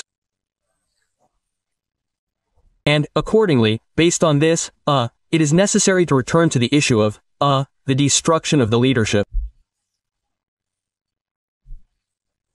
Israel showed us that they practically beheaded both Qasser and the armed forces of Iran.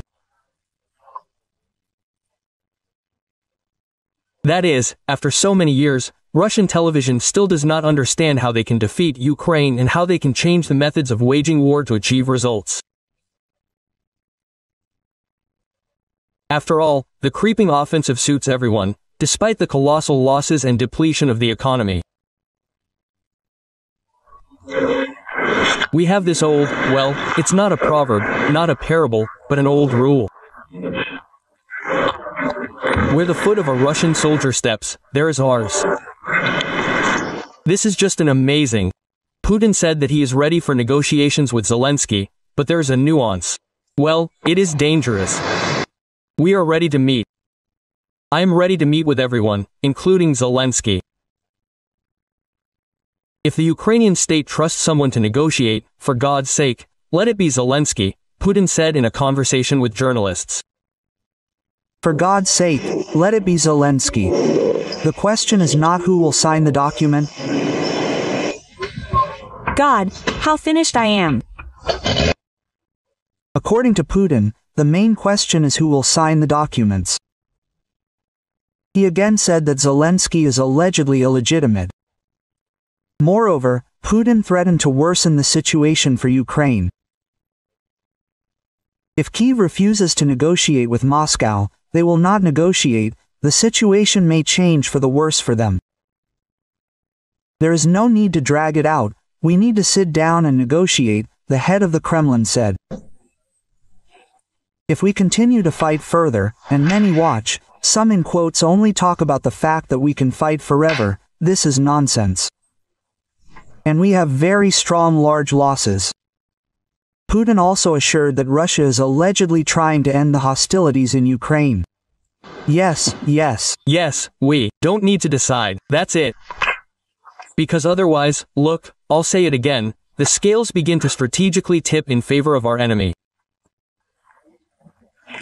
And the strike was not on residential areas, but on defense industry facilities, on factories that produce military equipment. That's what we're doing. And we're making no secret of this. One of the goals of the special military operation is the demilitarization of Ukraine. The first basic truth. Russia cannot, does not, and will not voluntarily withdraw from the war, because war is a way of existence for this type of state. That is, they've thrown away all the husks, implemented the concept of control over the internal people, over their own citizens, yes, through war. And, accordingly, this is the only form of existence for Putin's state. Yes, there are no other forms of this state and there never will be. And, accordingly, it will not be able to withdraw voluntarily, I emphasize, regardless of the negotiation processes.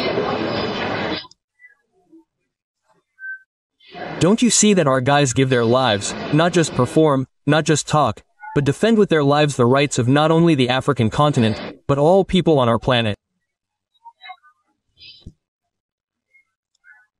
Billions of rubles have been stolen under some suite. What have these people been doing all this time? Billions were needed for what? To assemble the most basic design, obvious to any engineer, and on top of that, assemble it using an American engine, some foreign propeller, and all the avionics are probably foreign. Are you kidding me, bastards? It was practically a direct hit. It tore apart the main part of his remains. They took him home, right, Zhenya? And then they found his leg here. We have such an old it's not a saying, not a parable, but an old rule. Where the foot of a Russian soldier steps, that's ours. And here is buried the foot of Colonel Nikolai Nikolaevich Ovcharenko. On March 15th, he was building this crossing. Yes. Yes, he managed to build it. Yeah. And he has already accepted the kingdom of heaven. Vladimir Trupin, speaking at the shameful Intergalactic Economic Forum, which among the leaders of the countries, only the president of Indonesia attended, announced some old rule. He said that supposedly where the foot of a Russian soldier steps, that's ours. Let's note that at different times Russia invaded dozens of countries, but none of these countries belong to Russia. The Kremlin senile fool came up with this supposedly old rule and, as usual, screwed up. In addition, it is worth recalling that in 2024, 138,000 prosthetic legs were issued in Russia, which is 51% more than the year before. In turn, Ukrainian Foreign Minister Andriy Sybiga commented on Trupin's latest statement. He noted their blatant cynicism and disdain for U.S. peace initiatives. According to the diplomat, the phrase about the leg of a Russian soldier was especially absurd. Sybiga emphasized that wherever this leg steps, it brings only death, destruction, and suffering. At the same time, he added, Putin is completely indifferent to the fate of his military and their limbs torn off by Ukrainian drones. He has already killed 1 million soldiers in a senseless bloody meat grinder or 2 million legs. His rhetoric serves only one purpose, to distract attention from the failure of 25 years in power, Sybiga concluded. Trupin does not care about Russian soldiers and their torn-off legs. He is a mass murderer of his own people. I wish you to recover, get back on your feet and protest, and put in order. What the hell are you talking about? The International Economic Forum has ended in St. Petersburg. Putin spoke there today and said a lot of general words for everything good. Salaries must grow, the economy must develop, and the business climate must become more attractive. Listen. The most important thing is that the business climate should allow us to expand and strengthen the base of our economy, make it more sustainable and at the same time dynamic, aimed at increasing the production of goods and services. Apparently, Putin listened to yesterday's interview with the Deputy Minister of Finance, who said that so far not a single Western company has applied to return to Russia. That's the business climate. As usual, Putin boasted of record low unemployment, especially among young people. Not surprising, given that he sent hundreds of thousands of young men to war, and another 1 million people left. He also demanded that Russia join the list of countries' leaders in ease of doing business. Again, a benchmark for the national model, so that by 2030 Russia would be among the world's top 20 leaders in terms of business conditions, taking into account updated international ones. He first spoke about the top 20 back in the May decrees of 2012. According to them, our country was supposed to break into the ratings 7 years ago, when the decrees failed. Putin moved the deadline to 2024, and now he has moved it to 2030. He also spoke about the successes of the government and the central bank, thanks to whose efforts inflation in our country fell below 10%. Putin spoke about this as an incredible achievement, but, in fact, 10% is very high inflation. For comparison, in the EU last year annual inflation was about 3%, and this is still very high. At the same time, the real figure in Russia is much higher than the official one. As for the rise in prices, according to the project prices today, in 2024 food prices rose by an average of 22% and continued to rise rapidly in 2025. It is interesting that even Putin's own economists at this forum said things that were directly opposite to him. For example, Elvira Nabiullina said that the resources for growth have been exhausted. We are talking about the workforce, production capacity, money reserves in banks and the National Welfare Fund. These reserves are almost gone, and the country needs a new economic model. But United Russia Deputy, head of the International Budget, State Duma Committee Andrei Makarov argues that the economy cannot develop without normal courts and protection of property rights.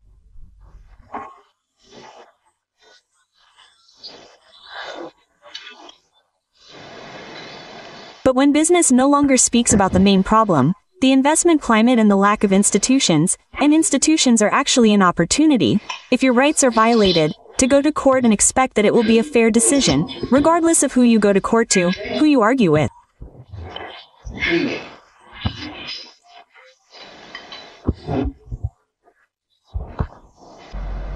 He went on there for a long time, arguing that those gathered talk about economic policy, but do not name the elephant in the room. And he himself did not name it, but I will help him. The elephant in the room is Putin's corrupt system. The war that devours billions of rubles and hundreds of thousands of people. This is lawlessness and repression against its own citizens. A war criminal wanted by the International Criminal Court says that the destroyed residential areas are a military facility. If your journalists saw how our entire residential areas were destroyed by our missiles, they would hardly be able to tell you anything about it. They would not have survived. There's enough work for psychiatrists here for 100 to 150 years ahead. If they saw anything, they saw it from the sidelines. And the strike was not on residential areas, but on defense industry facilities. War is peace, freedom is slavery, and the destroyed 9-story building is the defense industry. One of the goals of this special military operation is the demilitarization of Ukraine, that is, depriving it of the ability to have armed forces that threaten us. That's why Ukraine already has F-16s, HIMARS, Patriots, Bradleys, Leopards, Storm Shadow missiles, Tri-7 howitzers and a bunch of other weapons. Everything is going according to plan, according to plan, according to plan, according to plan, according to plan, just according to plan. That's the schedule. How can people who disgrace the great aviation industry calmly walk on Russian soil? The homeland of Antonov, Tupolev, Sukhoi, Mikoyan, Gurevich.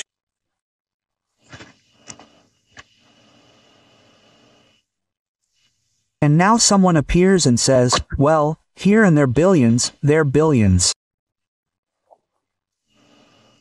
It didn't work to annul the diplomas. You are not aircraft engineers, you are not designers, you are a disgrace to the people, you have disgraced the country.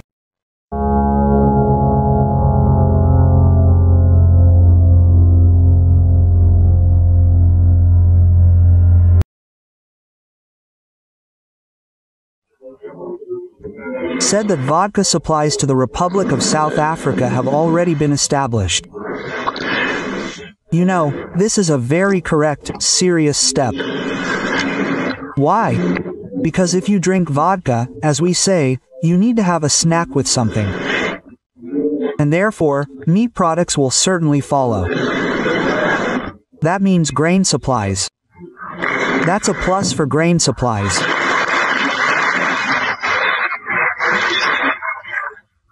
For example, we are getting together with our friends from Bahrain and creating a whole hub there for the supply of wheat from Russia. Glory to Russia. Glory to Russia. Glory to Russia. Russia, we have come today because we understand that this is the last battle. In fact, the last battle of our people, and not only the Altai people, but all the peoples who live in the Altai Republic, and in principle in Russia. The Moscow authorities have driven Altai to despair. Probably the most massive rally in the last decades took place in the capital of the republic. Thousands of people appeared on the streets of Gorno-Altaysk. They are demanding that their republic be protected from the tyranny of Moscow bureaucrats. The authorities cut the constitution of the republic and removed the words about territorial integrity. According to our constitution, the only source of power in the country is the people. The state consists of basic concepts. I'll tell you, the people and the territory. If there is no territory, if there are no people, such a state no longer exists. And today I see that this process is in full swing. Apparently, Moscow does not like the fact that Altai exists at all. The security forces put pressure on everyone who tried to speak out against such an initiative, and such impudence brought people to the boiling point. The people understood that they need to defend their republic and stand to the end. Today in the Altai Republic we see how our people are disappearing. People are leaving the republic because they cannot find work here, because they cannot realize themselves here. And we are losing territory. And do not say that the locals are selling it. Yes, they sell because it is economically difficult, but it is 20 to 30%, and 70 to 80% goes either through auctions or to investors for their regional investment projects, as they call it. That is where the land goes. And it is not you and me who sell it. That amount cannot be sold. We need to understand that you and I should not just speak out, just stand here and leave. No, we must achieve our goal to the end, because there is no way back. Last week we said how the Altai people blocked the federal highway. They were protesting against the municipal reform in the Rio. Head of the Republic, Andrei Turchik. Intimidating people, the Tsar's henchmen grabbed the activists and dragged them to hell. The result was unexpected for the authorities. The Altai people were not afraid and came to the court building to support the detainees. Then the authorities pulled up another portion of Derzhimort, and this has already caused mass protests against the reformer. Video messages, pickets, posters even appeared on trucks. The capture of one of the drivers was led by the head of the Criminal Investigation Department of Gorno-Altaysk himself. In the Rio, the governor called on the rebels, was imbued with the spirit of the sacred Altai and promised to make important amendments to the law. But can he be trusted? Do you remember the April protests of the Altai people? Then Turchik removed the words about territorial integrity from the constitution of the republic. This is a betrayal of the region. The protege in Moscow cannot be trusted. He is only an executor of the will of the federal center, whose dream is to destroy the national entity. This is not a whim of the Pskov thief Turchik. This is a federal special operation. In Caucasia, despite the resistance of the governor, they have already adopted a law abolishing two-tier self-government. The Supreme Council of Caucasia, which is almost entirely a member of the United Russia Party, tried. Opposition Deputy Oksana Razvarina correctly stated that the law removes citizens from participation in governance. Now the main challenge for the domestic economy is the transition to a sustainable trajectory of balanced growth. I want to emphasize this. On the trajectory of balanced growth, we must ensure high-quality, intensive dynamics in the real sector by modernizing production and increasing labor productivity. And it is better, of course, if this is done not in an intensive way, but through the introduction of new technologies. Why are there protests against a single-tier system? It is based on the principle of binding to the population, not to the territory. People understand that this is the centralization of power, this is a single management of everything, and first of all, the budget is very important. It does not take into account the specifics of the territories and the needs of the local population. This is preparation for consolidation, the purpose of which is to destroy the historical and cultural identity of our peoples. Let's remember the unification of the 2000s. What was the result? Few. The annexed districts are experiencing demographic degradation. For example, more than a quarter of the population left the Koryaksky district after consolidation. The Komi Permyk, Taymyr, Ustorda, Buryat, and Evenki okrugs have also lost most of their population. But the autonomous okrugs that resisted unification show a completely different positive trend. A single-level system of governance destroys villages and towns. Doctors are leaving, schools and kindergartens are closing. People are being deprived of their right to choose. If the Altai Republic is united with the Altai territory, the Altai people will make up about 1% of the population, the rest will be Russians. And the living people will turn into a small problem at the level of statistical error. The Altai people are not fighting against reform, they are fighting for their survival against the evil empire. It is not similar in terms of territory, this is a competitive advantage. Even the Russian Empire consisted of territorial units with a separate system of governance.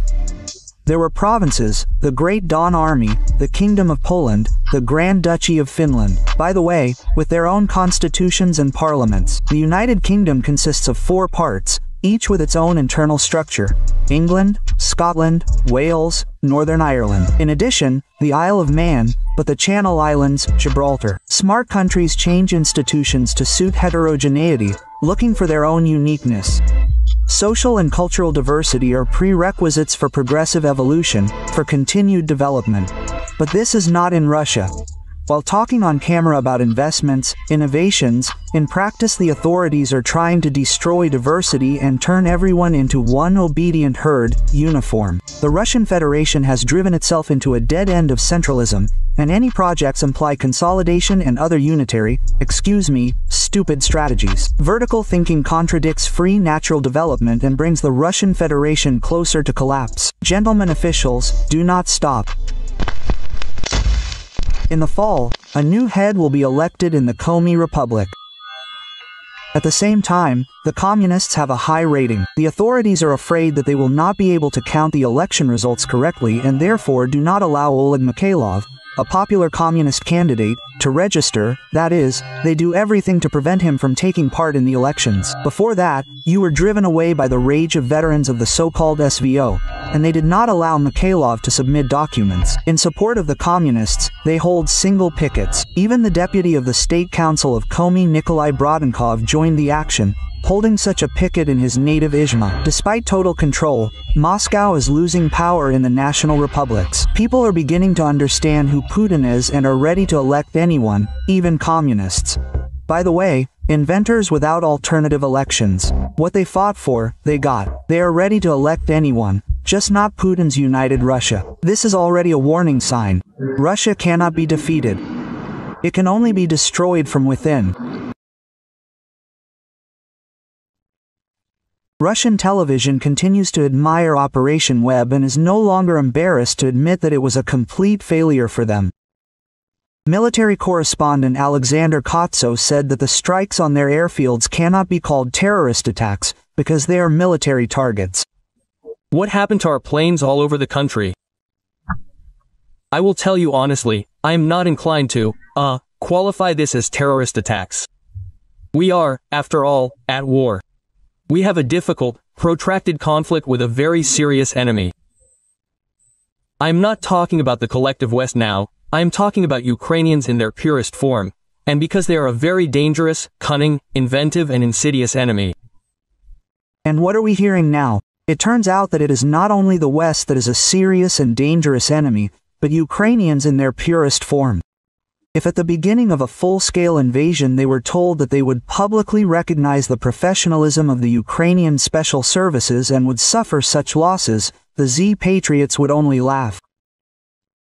After all, his colleagues are still trying to convince the people that they are fighting the collective West, and that is why they have been marking time for years. We are fighting NATO, you are an ignorant Nazi. But Kotz admitted that all this is a lie, and they cannot cope with the Ukrainian armed forces. I'm also not a supporter of blaming everything on Western intelligence agencies. Many of our highly respected authoritative experts today say, it was not the Ukrainians who did this, it was Misha, it was Mossad, it was the CIA. Listen, let's not make our enemy, a serious enemy with whom we are fighting on the ground, some kind of stupid monkey that is incapable of anything without its curators Misha or Mossad. This is not true. The Ukrainians are very inventive, very cunning, as I have already said. That is, now Russian war correspondents themselves admit that their propaganda is brazenly lying and underestimating the enemy's strength, calling Ukraine a puppet of the West that is incapable of anything without their help. Some aircraft that we no longer make, well, like the Tu-95, for example, yes, the idea itself, the execution itself, it seems to me, is purely Ukrainian. I would still say that this is sabotage, not a terrorist attack, because we are at war and they attacked military airfields, not civilian ones. What happened in terms of execution?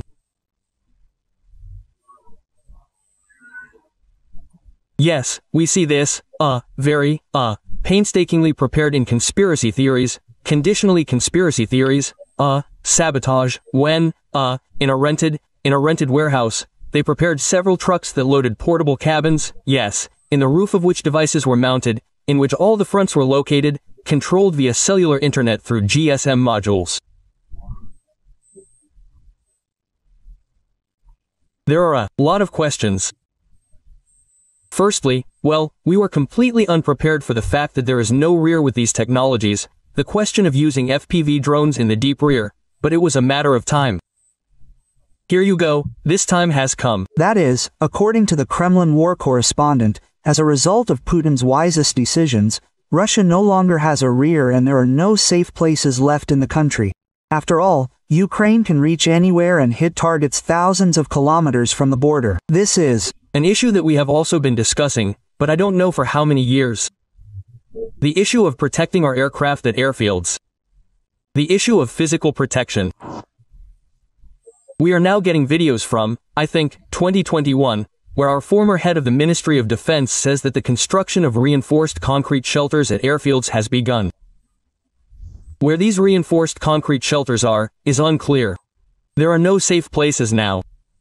I don't know what will happen next. Maybe there will be a submarine base in Kamchatka, nuclear, or in Vedyevo, yes, in the Northern Fleet. Anything. Or launches or launch silos of our strategic nuclear forces there. I don't know what will happen next. The question, again, is about the work of agents, when such a whole organization, yes, clandestine, operates in Russia. That's why it wasn't opened. With this, of course, there are many questions. Here, patriots are already commenting in panic on what is happening with the Russian economy.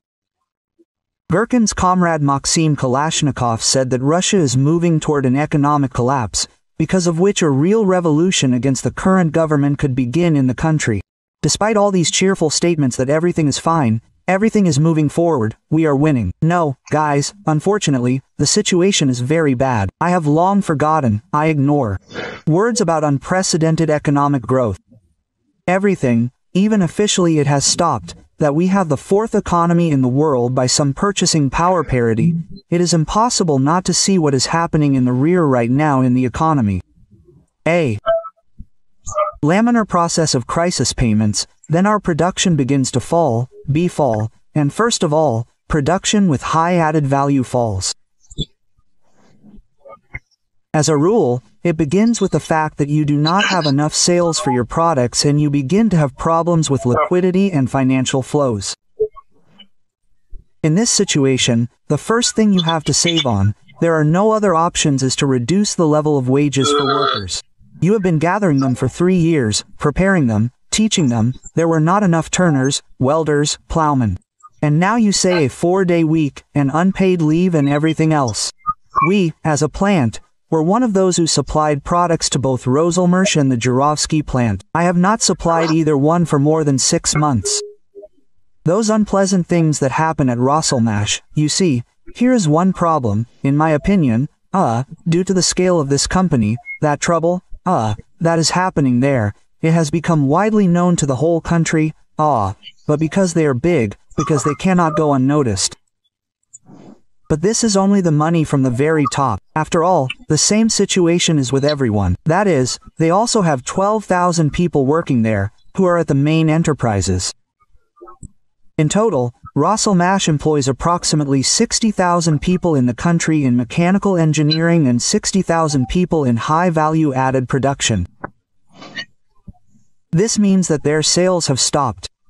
Now these bankruptcies are not declared only because people, even under the risk of criminal prosecution, understand that if they declare this case, then what they have been doing for 15 to 20 years, recreating factories in Rostov, in St. Petersburg, in Yaroslavl, in Tutayev, this is everything that people have put their strength and health into for the last 15 years, reviving these enterprises, it will all go down the drain, simply because they will lose their youth and declare themselves bankrupt. And people are taking risks, but this is yes, up to a certain limit. Our ruble has been falling. It was 100, it became 79.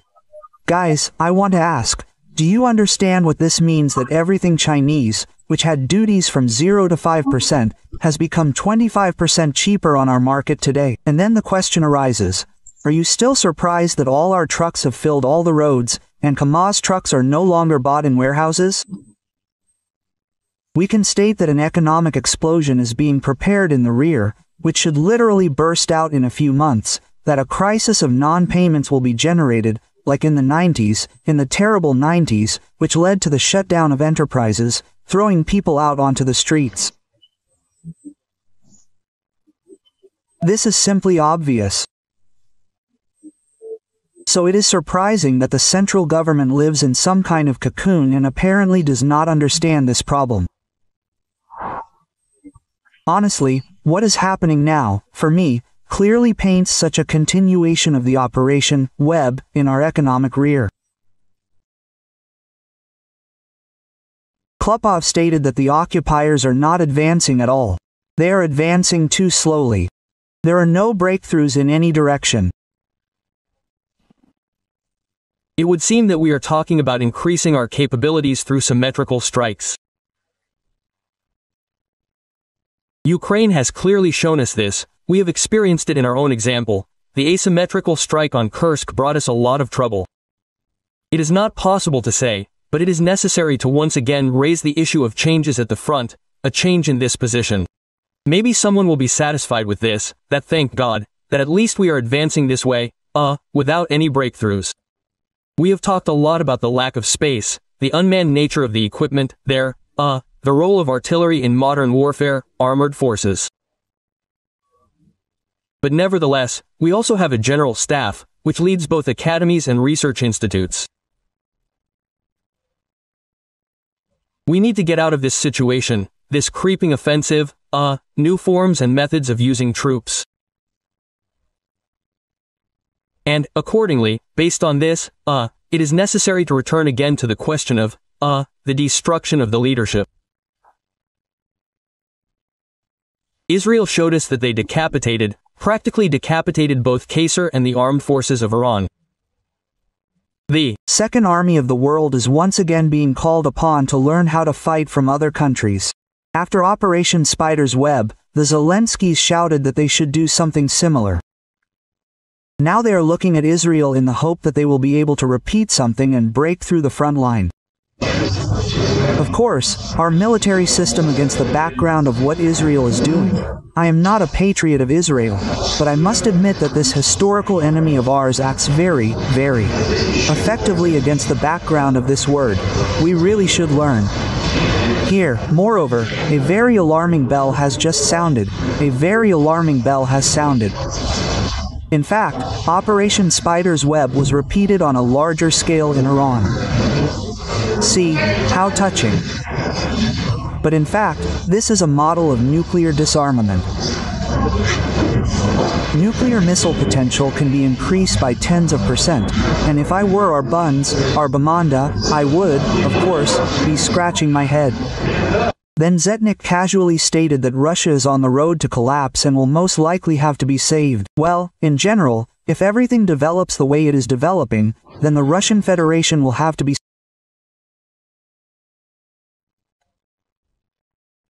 Colonel Klopov stated that Russian television shows footage of an intensive and successful offensive, which is not true.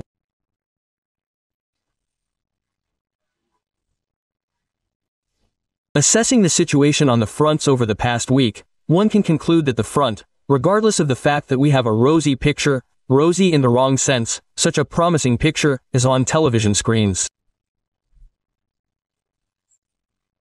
In fact, the front is in a certain degree of stagnation. There are no serious activations visible in any of the directions. The front continues to move as it was moving with such a creeping offensive. Well, on the one hand, this is good, but on the other hand, the advance is quite slow. Pankin demonstrated the bright picture that Colonel Klopov spoke about. And all the same, the Z Patriot needs the occupiers to do at least something that will please all the Z Patriots. We are so tired of the lack of any big news from Ukraine that would, well, make us a little happy that progress is really happening. Yes, we are constantly talking about the fact that we are about to approach Sumy, and not only Sumy. Every day there are reports of the capture of new settlements, but in such a way that it would really shake things up and spread across all the internet media, including Telegram channels. There has not been such news for a long time that would make every Russian person happy, yes, every patriot of Russia. The Zetniks continue to talk about the special Operation Spiderweb and want something similar to happen in Ukraine, to show the footage on TV. Information support for what is happening, we all understand, is very important. They have something to brag about, something to show the audience. Yes, these, are smoking strategies. We too, need to show something. There should be some kind of picture so that you, not only here but all over the world, can see that there's a real heat wave going on in Ukraine. The cynical presenter liked the photos of the destroyed Kherson administration, and he wants to see more. At the same time, the Zetniks do not say a word about the fact that they are striking at civilian infrastructure. It still does not fit in my head that Russians can only be happy about other people's grief. It was a beautiful shot, really beautiful, a blow to the Kherson administration. Now that's what I understand. These are the kind of shots that are needed so that they run to the best telegram houses, so that there is something to show. This would remind us once again that we are really moving forward, that we are really determined. Well, Kalashnikov is still offering his ideas for conducting military operations. He is right about one thing. Ukraine continues to weave a web into which Russia will inevitably get caught. The intelligence headquarters is, in general, what stands in Kyiv, in the 4th year of the war, unharmed. Here the SBU and the GERS are there. In fact, their leaders continue to weave a web.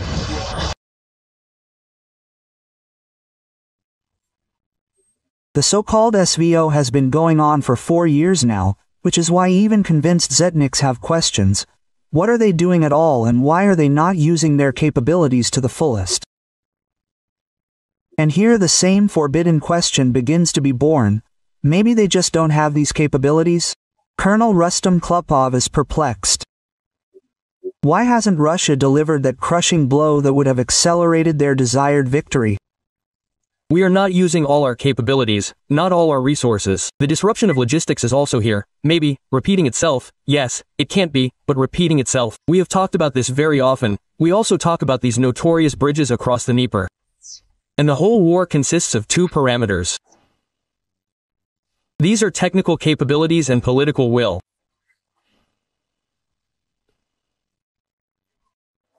The question is, we don't have the technical capabilities to destroy these bridges, or, therefore, the leadership says, stop, let's wait for some reason. But if this is a technical capability, it is easily resolved. If we had set ourselves the goal of destroying the bridge on the Liman near Odessa, that's it, no one talks about it. They tried to restore it several times, but destroyed it again. Even today it is unclear whether it is in good condition or not. The same thing happened with any other bridge, like the Antonovsky Bridge. They tried to destroy it with their HIMARS. At first, nothing worked. In the end, we blew it up ourselves and made it completely unusable. And here, too, we have the strength and the ability and the means to reach every bridge. Technically, through intelligence means, anyway, asymmetrical strikes. It would seem that we are talking about, increasing our capabilities through symmetrical strikes. Ukraine has clearly shown us, we experienced this by our own example, the asymmetrical strike on Kursk brought us a lot of trouble. And now we have liberated the territories, thank God, and we are very seriously monitoring that this does not happen there in any of the other directions. Why don't we create the same conditions in the Bryansk direction, in the Kiev direction, in the Lvov direction? Let's return to this topic again in order to stretch the front line. So, the Ukrainian side does not have enough forces and resources to close all the gaps. And it is difficult for them, difficult enough to stretch their forces in these directions in order to weaken their resistance in the direction of the main attack.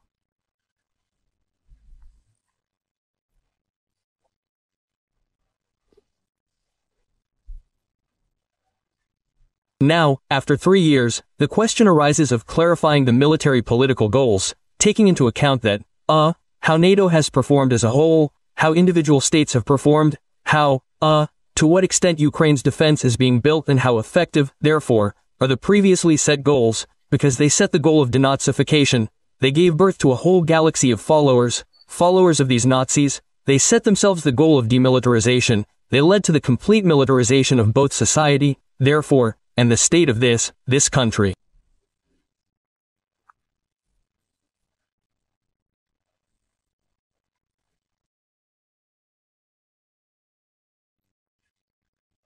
Alexander Chalenko, a journalist who betrayed Ukraine back in 2014, admitted that people in the occupied territories still watch Ukrainian television via satellite dishes, which is why he called for fighting this problem. After all, these people can receive information about Russia's war crimes. 3 years after the restoration of historical territories with Russia, the Kiev regime does not abandon its attempts to influence the immature minds of newly minted Russians. What do you think is our propaganda, including in the media, coping with its task? Because it seems to me that we are not doing enough to convey our point of view, including to the historical regions of Russia. Even now, yes, after 2 years, well, then it was 2 years, and now it is the same, 3 years after the new territories joined the Russian territories. In many places, there are still Ukrainian dishes. They are popularly called Goronichi mountains. Well, they just have this kind of device, 3 heads, that's it, and they are called Goronichi. Thanks to these Goronichi, they are in villages, especially, yes, those near the front in general or in places where it is very difficult to get a signal, they receive a signal, that is, Ukrainian. And imagine that people there have been citizens of Russia for 2 years or 3, and they still receive Ukrainian television.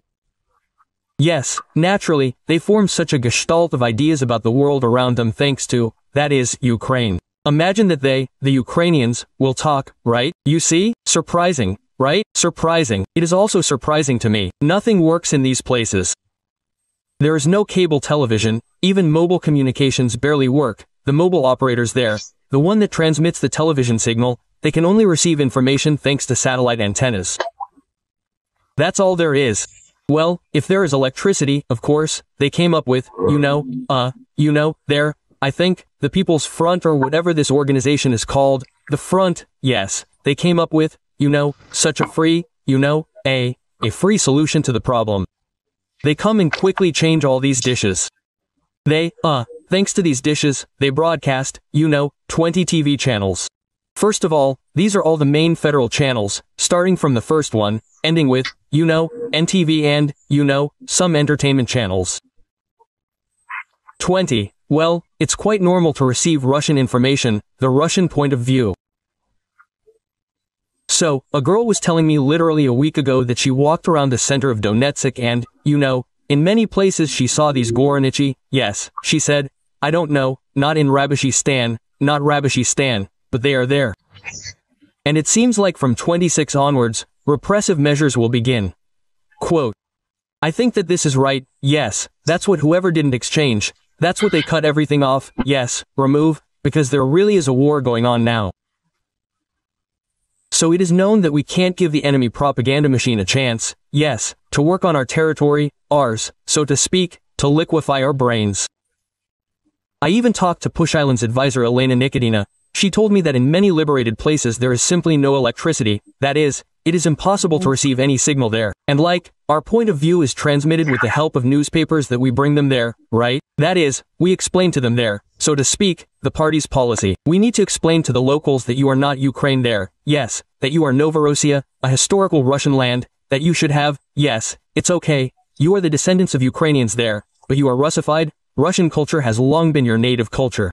You speak Russian, yes, you are Orthodox there, of the Moscow Patriarchate in 1914-15, Motorola was driving around Donetsk, in a jeep there and at full blast, he was putting on Ocean Elzy there, Yana, I'll give up on the failure and so on and so forth. That's what he wasn't shy about. That's how he liked it and so on. But that was in 1914-15. Now, let's say, well, how would you start listening to something Ukrainian? It always raises questions there in the frontline zones. That means questions, probably, yes. Questions, yes. About what? So what? You don't sympathize with Ukraine. And if you sympathize, aren't you a spy, right? That is, they don't need these questions. And so I, talked to guys who had encountered such things. They weren't listening to music, but some programs were playing loud sounds. The neighbors, called the relevant authorities and said, we have some kind of, Ukrainian spy behind the wall.